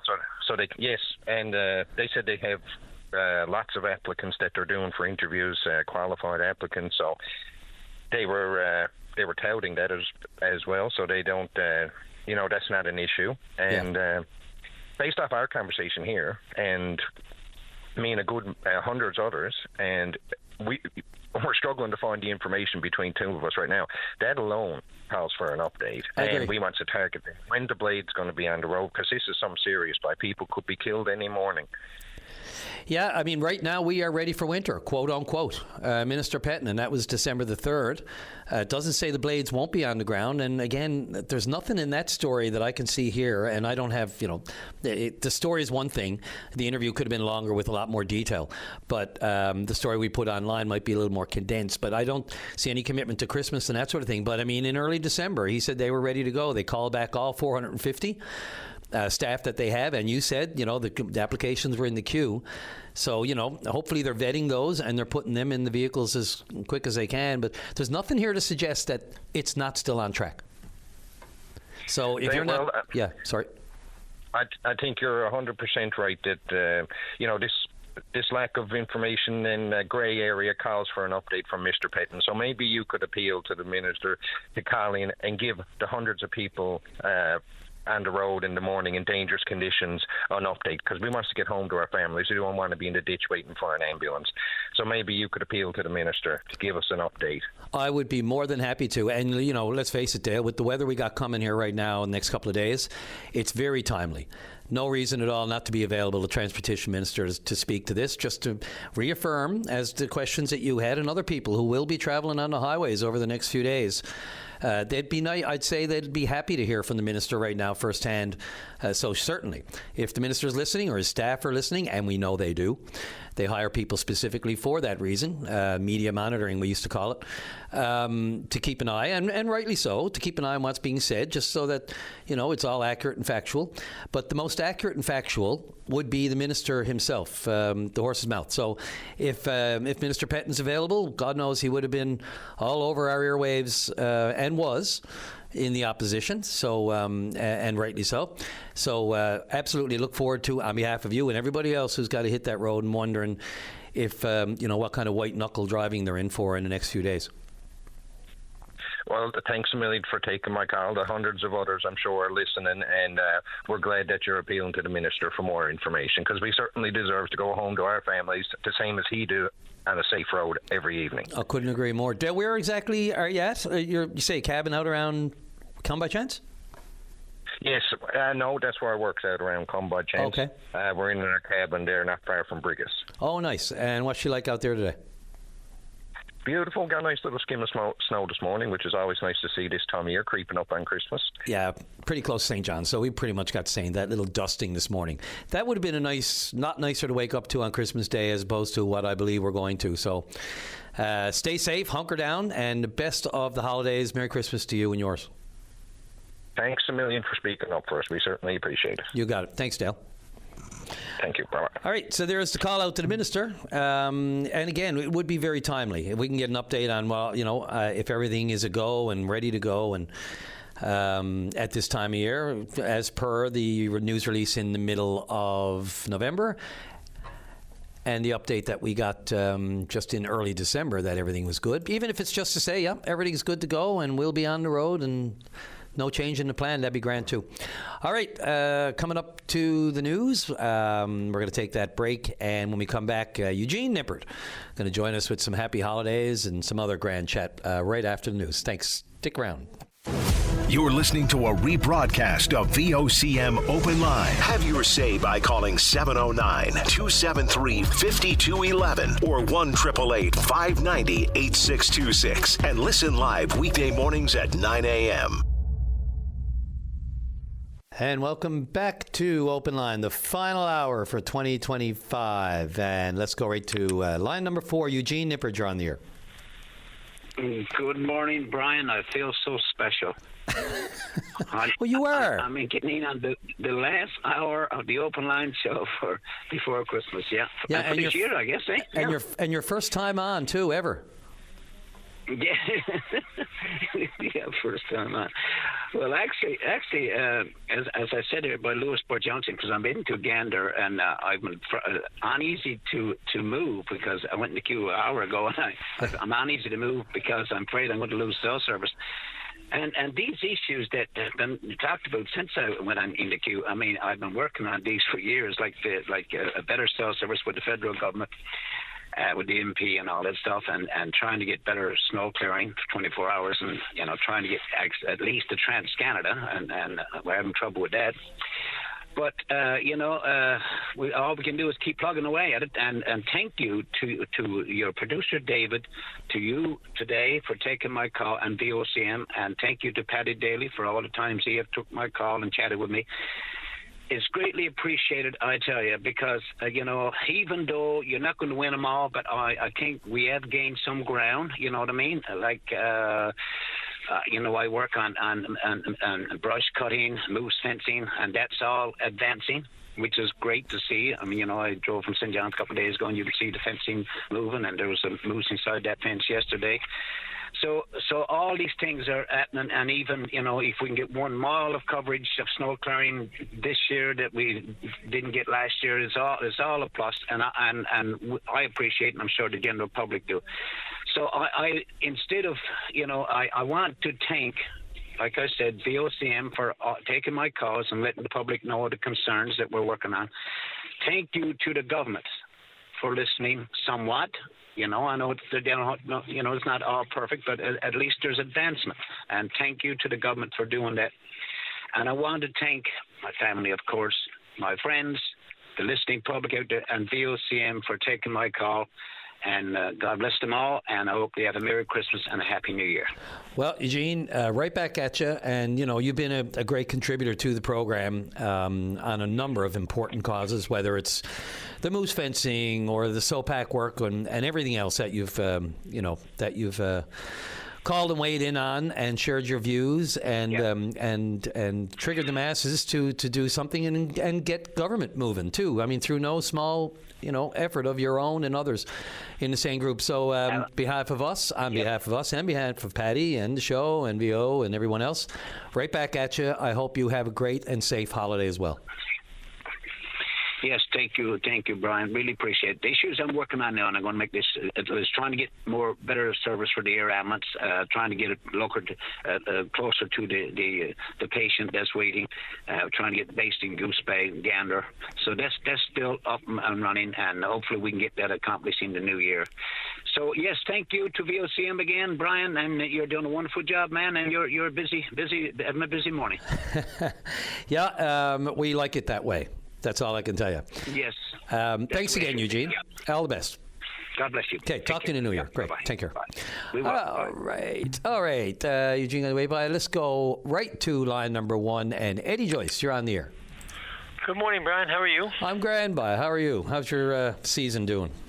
Everything's good. I can't complain one bit. No, sir. And it's hard for me to complain. I look at the majorities you rack up out there, and I don't suppose you can. But well, I'm like I work. said, a lot of hard work. And it's not just me. It's like Judy, who works with me here. And, she does so much work. It's unbelievable. And you've got a great group around you that keeps you informed of the issues, and great campaign team, and a lot of good friends. And I've been fortunate in politics, and I just thank the people that supported me over the years, and the people that always kept me in line. and the people who always want you around to say, listen, we need this done, that done, and have frank conversation. So I've been fortunate in politics. I'm very fortunate, and working with Judy for the same 35 years. And like I said to her one night at Fireman's Ball, I said, what is she complaining about? She only does 90% of the work. so without Judy, I don't think we would be still in power, to be honest with you. So yeah, the behind the scenes stuff that goes on that people don't see, and your staff and all that sort of thing. But it's credit to yourself too for putting together that office and way back in the 90s, but also for the unique niche that you've carved out. As an independent MHA, it's people talk about the thoughts of doing that. Paul Lane has been successful at it, and others, but you've really carved that out as the ultimate constituency guy. In my view, in all of my years I've seen it, it's just, it doesn't matter what the polls or anything else say. People on the ground know what you do. They know who you are. Your record speaks for itself. So, I feel comfortable saying it all because, again, you don't have a stripe anymore. So there you go. I got no one calling me saying, oh, you're a liberal through. Well, you might be liberal-minded, but you stand up for the people that represent you. Yeah, absolutely. And that's what I always said is that when it's all over, I'm still going to be living here. I'm still going to be a part of the communities, and I want to make sure that if someone got an issue, I always says put on the kettle. I read down. Well, and you said standing up for people that you represent, not just people that represent, people that are over in other countries, such as Uganda. And I mean, your work over there and your trips there have been well documented by me and by all of us here in the province. But I think people lose sight sometimes and forget you're still making those sojourns, those trips, and have been doing so since 2015, 16? 2017, I was one off. 2016, I started in 2016 to make the trip, and my first one was in January, I think, 2017. Yeah. I think that's why it sticks in my mind. Eddie, can you just remind everybody how this came to be in the first place? Like, when the first talk of it, I just want to know where the genesis came from, why Uganda, why you, and why this kind of work. Actually, I was on representing the province at Beaumont Hamel. And there was a young teacher there, Maria, and she's not young, she was in her 20s at the time. And I seen her in back of the bus, and she was happy, and shouting a bit, and everybody off the bus. And I walked back and I said, what are you so happy about? And she said, we, four of us, Marjorie, Betty, Madeline, and Maria, she said that we just had a fundraiser, and we just raised some money for some orphans that buy food in Uganda that we're starting to take care of. And so I said, can I help out some way? Later on, I'll give you a call. And she said, sure. So a month later, I called the girls, and we got together, and I said, look, what do you need? And they mentioned trying to get them all in school. I said, okay, go ahead, and I'll go help start raising the funds to put them in school. That's how I got involved. And then once you got involved, then they said, well, why don't you come down? And afterwards, my trip to go down. And then seeing all the kids and what they need, and we started doing other things to jigger clinics. And then one of the kids that were orphans wanted me to bring up some shoes to a village that he grew up as a kid in because they're pretty poor. So we went up there with 600 pair of shoes and gave out the shoes. And the big thing they needed was a hospital, some healthcare clinics. They had there's no electricity. 25 kilometers to the nearest place with electricity, a little dirt road. A lot of women who were pregnant couldn't make it, and babies lost along the way, and other complications. So they wanted the healthcare clinic. So I said, okay, I'll try to raise some money to actually start building a healthcare clinic. So I came back and I called Justin French, who I knew well, and he always said, you ever need anything? So I called him and said, look, I'm raising money for this. Would you like to make a donation? He said, well, come down to the house. I went down, met his wife, him and Janelle. And then they said, what are you looking for? And I gave them the outline, the plans. I'm just trying to get the buildings up. And I gave them the plans of the building that we're doing. He said, okay, we're in. I said, oh, perfect. How much? Oh, no. He said, we'll build them. So Justin, Janelle French then got involved, and they went down, set up a foundation, and they built the healthcare clinics. And this is the APEC. APEC Impact Foundation. Right. Yep. The nice charity. They actually said, no, we got a foundation. We'll set up the foundation. We'll build them. And they went out and set up and start fundraising. And they went down. There's 3 clinics down there with 2 doctors, 4 staff, a nurse practitioner, a nurse. And they do about 50,000 people in radius in that area. Solar panels there. Water supply, built a new water supply for all the villages, built one for the school, ran it off to the school. So that's how I got involved, and that's how it. And then we started buying food. I say right now, well over probably 1.5 million meals when you calculate it in. And then on top of that, there's a group, Sandra Durrell and her group from Bona Vista are dealing with the young mothers of Uganda. So then the Apex Foundation, with all the donations we got, went down and bought 800 uniforms. Not bought them. What we did, bought the materials, got the young mothers. We bought 10 sewing machines for the young mothers to make money. So they made the uniforms for the 800 kids in the school. Last year, you would talk about Newfoundlanders. Last year, Team Broken Earth went down with the young mothers of Uganda and did work with the young mothers, and going back again in April this year. You took the words right out of my mouth.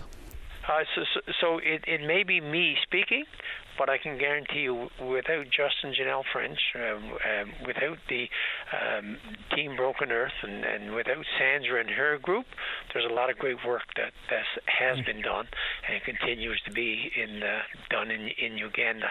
And all the people who sponsors gives the $20 to $5, to some bigger donations giving $10,000 or $15,000. Every dollar goes towards the people down there. We're the jigger clinics is another big thing. Is the little parasites gets in your feet, becomes little worms, and you get some kids get 75, 100 in their feet and legs. Can't walk. Yeah. And then we're after donating now, Apex Impact Foundation and all the donators, probably about 13,000 pair of shoes. Gee. Going down and sponsoring the Soho. It may seem like a small thing, but not at all. Well, when you see a kid. Yep. Who can't walk, and you get the jiggers, and you see the pain, then when you see the smile on their faces because they can walk again and they got new shoes, it's an experience I wish everybody could face. Yeah. And it's so self-rewarding. It's just unbelievable.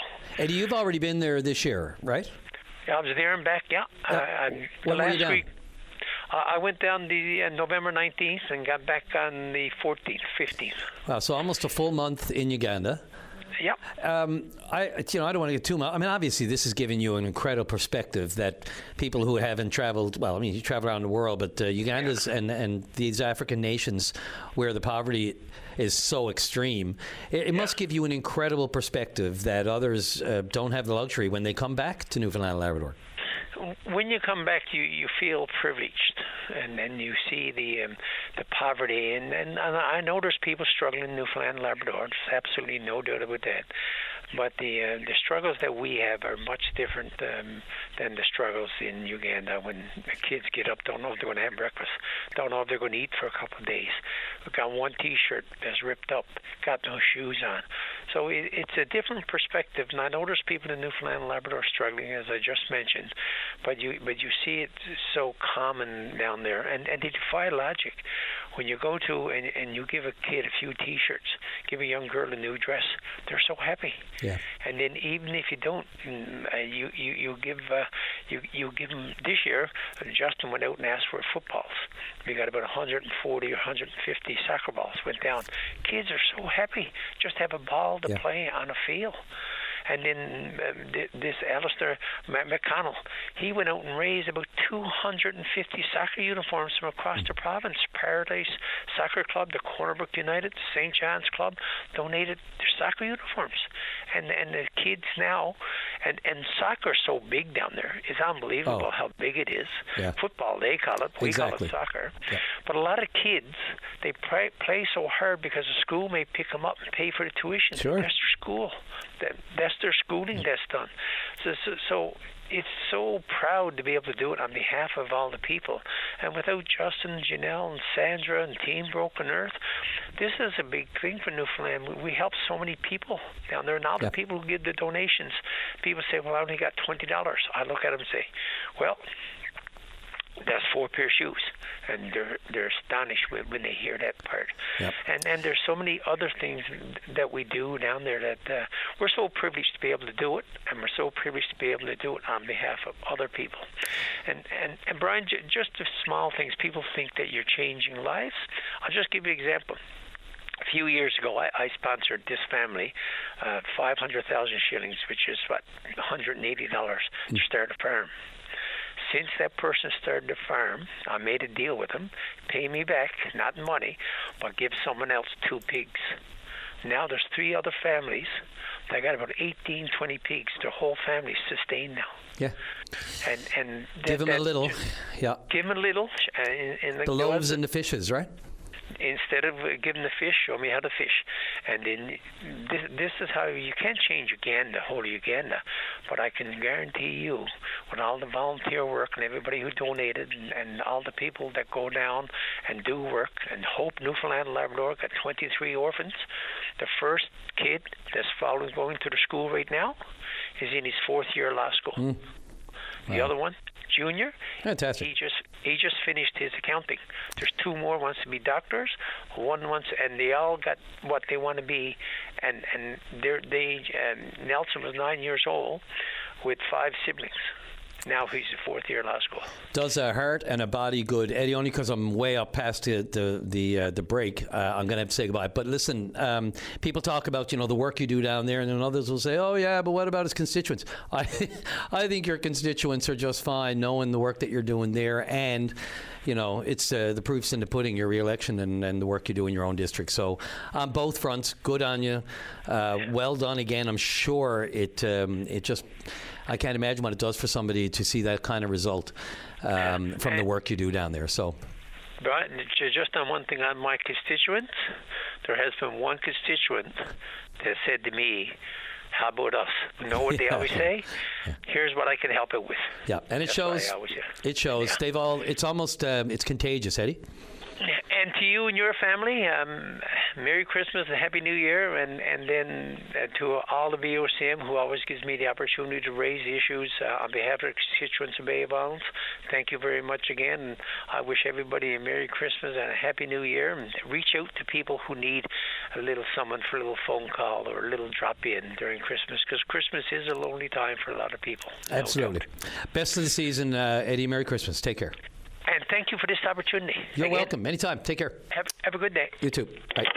Eddie Joyce, MHA for Bay of Islands, Humber Bay of Islands, independent MHA. Okay, Dave, I'm sorry. Back. I know I keep apologizing. It's my own fault. Past the break. Let's take that break. Be right back. And welcome back to the show. Let's take a shot into the newsroom now. VOCM's Linda Swain is joining me on the air for a little update here on a bit of a breaking story, and concerning to say the least, regarding the Paradise Daycare and Preschool. You may have heard in the news that it's been shut down by the government for at least a 2-week period after quote unquote repeated and ongoing violations. Linda, what's on the go? Yeah, Merry Christmas, by the way, Brian. Well, right back at you. Great job today. Thanks so much for filling in. This story is really new to us.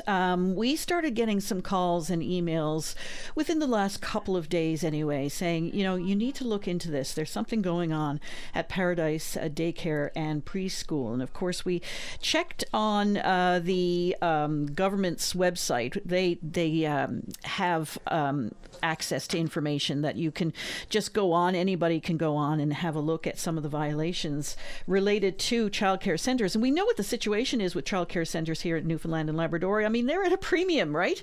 Getting a childcare spot. Anyone who has children of that age knows how difficult it is to get and retain a childcare space. So to lose one for any period of time is a big blow. So there was a lot of families involved in this. And when we started looking into it, we made some inquiries to the provincial government, and lo and behold, they tell us, yes, in fact, numerous violations have been reported, regarding Paradise Daycare What kind? and preschool. Well, they include a lot of what you would expect. Expired emergency medication found on site. Written consent has been expired since March of 2025. Those kinds of lapses in I guess, proper documentation and that sort of thing. The administrator failed to ensure that reasonable safety measures were in place prior to children and staff participating in a field trip. The administrator failed to maintain a personnel record at the facility for each individual who assists or provides services in the operation. There's one here that jumps off the page to me, Linda, and it talks about a prolonged and aggressive verbal altercation. Yes, and there's several references to this, including the fact that the children were placed in an unsafe situation due to what they call a prolonged yelling and screaming match between a staff member and the owner. And it's one thing for them to say they're inadequately supervised, but just exposing them to an outlet like I can't imagine how that affects them in the long run. Sorry. Another one of the violations is that families affected were not informed promptly and did not receive a description that conveyed the severity of what had occurred. There's also violations like cleaning products were not locked and accessible and were accessible to children participating in the child care service. I mean, that's basic. You do that at home. And how easily that can go sideways. Exactly. Yeah. So it's a big blow to the families. The suspension is lasting now for 2 weeks. The company involved is doing what it can to mitigate and address these issues, but government said it had no choice but to do this because of these repeated and ongoing issues at Paradise Daycare Center and preschool. Have we reached out, any chance that they may comment themselves on this, or they'll probably stay mum until it's expired? I think they're supposed to reopen on the 5th, is it? I think they're supposed to be open on the 5th. According to government, they are doing what they can to take the appropriate corrective actions. We haven't reached out to the child care center or the operator yet, as we have just literally received information from the government confirming that this was the case and what their issues were. Yeah, and I'm sure there'll be some very careful walking the line there, as far as legalities and the provincial government and other issues. Wow, that's real, as you pointed out right off the top, spaces are at a premium as it is. So Linda Swain in the newsroom. I'm sure we'll hear more about this in the news right now, coming up right after we chat, and again at 12, and we'll keep following this story and see if we can get any comment. I'm sure it's a very difficult situation for them as well, and their staff, who this time of year is just... Maybe it's not as gangbusters as it would be because of the holidays and that sort of thing, but by any stretch of the imagination, if this extends, it could cause real problems, hey? Absolutely. And, when you're heading into the new year, that's a big burden to carry, wondering where your child is going to be. Absolutely. Okay, we'll keep an eye on it. Linda, thanks so much for this. Bring it to our attention, and a good little, briefing on it to get into the finer lock-ins of it. Thanks so much for this. All right. Thanks. See you in a bit. Bye-bye. All right, that's Linda Swain with a little update on the Paradise Daycare and Preschool. Shut down for 2 weeks, given these, quote, what they're calling repeated and ongoing violations. Really hard stuff. Again, as I said, with kids exposed to the yelling and screaming, let alone all the other issues that have been brought up by government. All right, let's take that break, go right to the last break of the morning, last news break of the morning, and we'll be right back with John wants to talk about common sense. I'm all over that. And JD wants to talk about high beams being used when, I'm guessing, they probably shouldn't be. And that's a bone of contention for me, too. And Mayor Grand Falls Windsor on the budget that was released today. Be after the break. The Tim Powers Show. Join the conversation weekday afternoons at 4 p.m. on your VOCM. All right, final stretch before we... call it a show for the year. Let's go right to line number 3 or 4. Yeah, and welcome Grand Falls Windsor Mayor Mike Brown to the show. Mayor Brown, you're on the air. Good morning, Brian. How are you? Happy to be here. Thanks Good for joining yourself. us. Great. Yep, absolutely. Couldn't be better. Got lots. I got, for the first year in years, I have all the shopping done a day before. So at least I got that done. That was my goal. Now it's all the little nitpicks, little knickknacks. You're way ahead of a lot of people, including myself. It's never been like that, Mike, so I'm just, I don't know how it'll stars align this time, but I just said to reduce any of the stress on getting it all out of the way quick. So I think I'm there. So let's talk budget for a minute. So you're one of the few municipalities going to lower the mill rate and still say, you'd like to take the financial pressure. How does a town these days in Newfoundland and Labrador afford to lower a mill rate? Well, the mill rate, we lowered the mill rate as a result of the municipal assessments. Most assessments in Grand Falls, Windsor have increased significantly each year over the past 5 or 6 years. So that would allow us to reduce the mill rate from 9.5 to 9.15. We understand our residents are feeling the pinch, just like other Newfoundlanders and Labradorians. And we thought it'd be a good idea this year to lower that mill rate and give our residents at least some tax relief going into 2026. Well, now we know why you were acclaimed. Although we'll get into that in a second. But do you want to give me some other highlights? What else are the big ticket items for residents of your municipality? Well, of course, there's money allotted for housing through the federal government programs. We've had 27 new bills this fall, living units being constructed in Grand Falls, Windsor this fall. We expect that number to triple by the spring. We're in constant contact with developers, and everything is looking good going forward. But to continue that trend of new bills in Grand Falls, Windsor.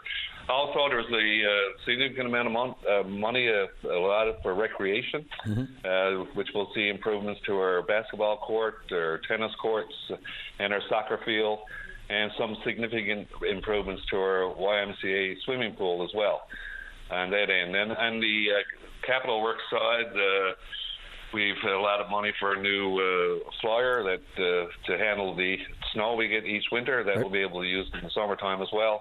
And a new sidewalk blower here in Grand Falls, Windsor. We continue to clear our sidewalks just as quickly as we clear our roads. So sidewalk snow blowers are music to many people's ears, Mayor Brown. They certainly are, Brian. And also on the side of recreation as well, we've got a new sport coming to Grand Falls, Windsor. There was money allotted to build a disc golf course here in Grand Falls, Windsor, near our ski facility. So those enthusiasts can look forward to that new course being built, and that's a sport that's growing all the time. Yes, here in the city as well, yeah. Yes, I've heard some good things about it. So it's very popular as well. So people of Grand Falls, Windsor will be able to take part in disc golf coming in 2026. I did want to ask you a little bit about that seniors discount, for those age 65 and over who pay their taxes before the end of the fiscal year on March 31st. You mentioned that this is the last year for that, but you're continuing discussions. Are you hopeful you can save it? Yes, that's something our seniors in town look forward to and deserve as far as council is concerned. We're going to work with the Department of Municipal Affairs and Minister Tibbs, and we will hopefully hold the line in that decrease for our seniors in Grand Falls, Windsor going into 2027 as well. Yeah, and then just getting back to it, I guess, coming up to the time here, but, you said you're on the record talking about how surprised you were no other candidates threw their hat in the ring for mayor this year. That may obviously raise a lot of eyebrows anywhere. I mean, you'd like to think that there's that kind of interest for the top job in the town, but you made the point, and it's not lost on me or anyone else, really, and who gets into public life these days, the vitriol and the blowback that you can get from social media. Was that the primary thinking there? Yes, well, we continue to deal with that. All municipalities, unfortunately, continue to do with that. Social media has gone the wrong way, in our opinion. And to the point where you can go on social media now and make anonymous comments with respect to council. So it's unfortunate. We look forward to the government coming up with some new regulations that would curb that, at least, into 2026, because all municipalities throughout the island and Labrador deal with that social media and the derogatory comments directed towards certain members of council or council as a whole.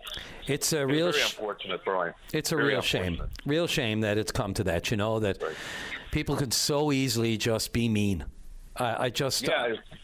Yeah. No, sorry, I interrupt. Go ahead. We're into a new world, unfortunately, and that's unfortunately a big part of it. And And you know, the mayor's door is always open, and we got 6 councillors that are willing to meet with anybody at any time to discuss anything. And it's just unfortunate that they take to social media instead of coming down, having a face-to-face meeting, and we'll deal with their complaints in that matter. Yeah, fair enough that some people aren't really comfortable with a face-to-face, but you can still write a message without just being hateful and mean and throwing around, you know, the negative, the context that people put into it and the kind of words they use. It's really mind-boggling to me, you know, how people can go off, and not on the most serious of subjects. It's just the way they communicate. It's a mean harshness that just has to be somehow tempered. It's I tell you, it will dissuade people, good people, from coming forward, as we all know. But I'll tell you, as long as you keep the budget balanced and the mill rate down and snowplow blowers on the sidewalk, you'll be just fine. And just before I go, Brian, there's a new company moving to Grand Falls, Windsor in the spring. They're renovating some property there now. The name of the company is MSA Labs.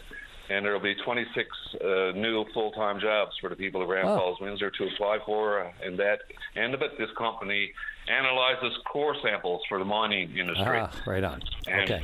We're pretty happy to have them coming to Grand Falls, Windsor, obviously. Yeah, there's a little bit of underground work going on in Central, that's for sure. Mike Brown, I really appreciate you finding the time on short notice, because I know we called out to you after we saw the budget. So thanks so much for this. Nothing but the best of the season to yours, your family, and your municipality, of course. And right back at you, Brian. Merry Christmas to you and your family and all the staff at BOCM and all the people of Grand Falls, Windsor, and Newfoundland and Labrador. Merry Christmas and Happy New Year. Really appreciate it. Thanks again so much. Take care. Thanks, Brian. Take care. Bye-bye. Where are we going, Dave? We're going to take that break and then go to the home. Okay, real quick break and then back with a few quick callers. We'll try to squeeze them all in before noon. All right, welcome back to the real home stretch. We're going to try a Christmas miracle here now and fit in 5 calls in 10 minutes. So it's fair warning. John Maloney. John, you're on the air. Yeah. Give her your best shot. I don't have a lot of time, so give her. Merry Christmas and a Happy New Year, mother. Same to you, sir. I was confined to my Chesterfield for the last little while. And makes you think, right? Absolutely. So, common sense. Not all that common. How many religions are here in Newfoundland and Canada? I'm going to just say dozens. Depends on what you define as a religion, too. I'd say. Yeah. Right? Go for it. So, I just listened to Mr. Wakeham, wishing us all a Merry Christmas. So, here we go. Common sense. Like I said, when the Furies give up rural Newfoundland, who did he give that hotel to out there in St. John's? Is that a rhetorical question, or are you going to answer it for me? Because I'm going to answer it, yeah. Okay, only because time is short, John. As I mentioned, I've got 4 callers waiting. So, what we're going to tell all the callers here at this point is I'm going to make your main point, because there are other people waiting. Oh, okay. Make your point, and then we will be glad to take you in the new year, the first show of the new year. But I got 9 minutes left, and I'm going to try to share it between 5 callers. So if you can give me a minute of your thoughts and then call back in the new year, that would be deadly. Oh, perfect. All right. Instead of giving money to his cronies, why can't he just spread the money around and give it to the churches? Give them, instead of millions of dollars to his buddies, give it to the churches. How many churches are out there with what you'd call a great bunch of people looking after it, right? Give them the $100 or $1,000. Bring in the beds. Let the boys come in if they're called, sign in. Give them a meal. That way you're looking after them. And then they can go on, go to the malls, keep warm, save their fingers, save their toes. I'd be happy. That is the best sentiment you could get for this time of year. I'm all over it. Now, there's lots we could get into there about about where the money goes to the churches and where the money that don't get me started on the Catholic Church and how the Vatican should be paying for all of the deeds, all of the losses that we're losing here in churches that people have put their work and sweat and blood and tears into the parishes here that have been taken out right out from under their feet by the transgressions and the nasty deeds of priests, and we have to pay for it. Parishes that have been, rock solid for very communities in the province. So let us know again. Give us a shout in the new year, John. I really appreciate it. I'm sure Patty would appreciate it in the new year as well. Let's keep her going. Line 3, Jerry, you're on the air. Yeah, Brian, I'd just like to raise awareness. There's that word, just. Yep. Awareness to the fact of, I think, if I'm correct, high beam use in the wrong area at the wrong application is on the increase. You don't have to. I'm completely on board with that. I mean, not on board as in supporting it, but on board with the frustration with it. Driving down a residential road here in the city, and I can't see because the car that just came over a light over a street that has lots of street lights. You can see everything, but some people are just using high beams. Period, all the time. Yeah, and I got it. From the rear view, high beamed and coming at me at a light. Yeah. And I thought I was in like that. I don't know how many seconds in between, but I was just in no man's land there driving. Yeah, listen, I'll tell you, it is a really important point. It's a great conversation. I wish I had more time to be at it. It strikes me that some of the newer vehicles, you sometimes can't tell if they have their high beams on or not because the lights are so bright. And then you have the other customized cars with the bluish kind of lights and a tint. And if it gets you the wrong way, you're just blinded for at least 30 seconds while they're coming at you. And in town, on a rural road where you can't really see the alders or you got the trees, and there are rural roads around the St. John's metro area where every now and then you might flick them on, but the minute that other car is coming towards you, you should be flicking them off. And you shouldn't be using them as driving lights. We would like everyone to turn on their regular driving lights, but if you can ease back on the high beams, it'll do all of our les yeux a little better. Let's go to line number 1. And Reg, you got a Christmas greeting. Go for it. Yeah, good morning, my friend. How are you, Brian? I'm grand. 5 minutes to go. I hate to keep everybody at such a short leash, but you got a minute, and it's not to diminish the importance of your greeting. Okay, I just want to wish all my customers on behalf of Margot and myself at Margot's Ship Wagon a great Merry Christmas, Happy New Year. Please God, I'll see them all in May again when we reopen. And you, Patty and Dave, come see me in May and a plate of French fries is on the house. So Merry Christmas. We talking here, Bay? You're talking here, Bay, buddy. Drop by and see me, and I'll take care of you. How's that? Oh, I can taste it now.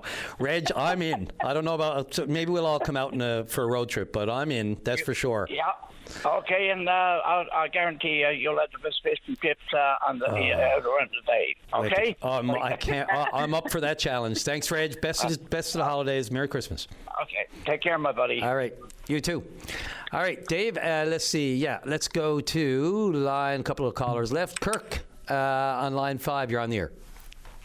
Good morning, Brian. How are you? Good morning. I think you're calling about the Wabush Airport. Love a little update. Yeah, well, you're not going to get no update from Transport Canada or the management team because they're like ghosts in the fog. They don't exist. They have zero accountability, and they are totally incompetent to do anything about it.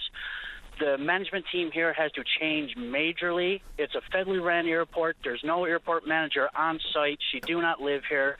She don't contribute to the community. She got no skin in the game. She don't care about here. Something has to desperately change, as this is twice now in 9 weeks that this airport has been closed due to lack of management and zero leadership. It's a highly dependent area, too, on fly in, fly out. I could say that. You know what? It's a big issue. I've tried to raise it a couple of times, get a couple of people on. We haven't really had some callbacks on this. But, and the two issues they will say are different. This flash freeze situation on the runway where everybody was kind of left with their down around the ankles. That's a tough one. I'm not on the ground up there, but I can hear and feel your frustration through the phone, and I'm sure everybody else can. Kirk, in the new year, only because I'm looking at the clock here, in the new year, if you could please keep this conversation going, because these little hiccups over the last few, I call them hiccups, I'm sure they're bigger than that, over the last couple of months have been really serious. It's a serious issue, and it's safety involved as well. So listen, let's keep that conversation going in the new year. I'm glad you brought it up. I'm sure Patty will be happy to be all over that in the new year. Thanks for the call. Merry Christmas. And the last one of the year. Michael, you're on the air. Yes, Brian, is it? Yes, sir. Brian, I'm literally calling you from Callahan's Field here in Corner Brook. What are the odds? Yeah, that's fantastic. I've talked to Sean through the week. I've realized now, just getting on the air here and listening to the others, I haven't been on the radio all morning. That is bad timing on my part, because this is a far too serious topic that I wanted to talk, and I had a lot to talk about. So I appreciate you putting me in, but last one in the queue is sort of almost symbolic of where we stand in the matter I wanted to address. I'll simply say, and use this time because there are lots of other people, more important things to talk about. Well, I only have 1 minute left too, Michael. I hate to say it, and that is not in any way to diminish the importance, but go for it. You got a minute. Anyways, I'm very sorry. We will be having silent prayer vigil for autistic fathers, and those affected by TIA-related divorce and PTSD. It's a huge topic, and I really picked the wrong time to discuss it. But I wish all your listeners Merry Christmas and Happy New Year. And in Corner Brook, in front of the cenotaph, on Christmas Day, I will be there from 10 to 11, and if anybody would care to join me, we have a loose band of brothers that represent millions of men across this country, and it's far too serious a topic to try and jam in right now. And out of fairness to yourself and your program, that's probably my responsibility for coming a little too late. So thank you very much. All the best to everyone. Michael, I appreciate the call and the importance of autism awareness, especially for dads. And did you say 11 a.m. on Christmas Day? Between 10 and 11. I'm just going to go in there and have a silent prayer vigil. Okay. And it's nothing public, but I mean, the people who know, they know me, and they know what we're trying to do. And again, I've poorly represented them by leaving this so late, and that's no okay. fault of yourself, but all the best, and we'll carry on doing our work, and we'll never be at the front of the queue, but we'll never stop advocating. Michael, please call in the new year. It's as you said, too important a topic. Merry Christmas and the best of the season to you and yours. Some of us are sick of reaching out when there's no outreach. Thank you. I understand. Brian. Take care. All right, that was our last one. Let's just go right at it. And calling from Callahan's Field, too. Sarah Strickland queued up for the news. From our families to yours, everyone, Merry Christmas. Drive safely. Arrive alive. VOCM cares.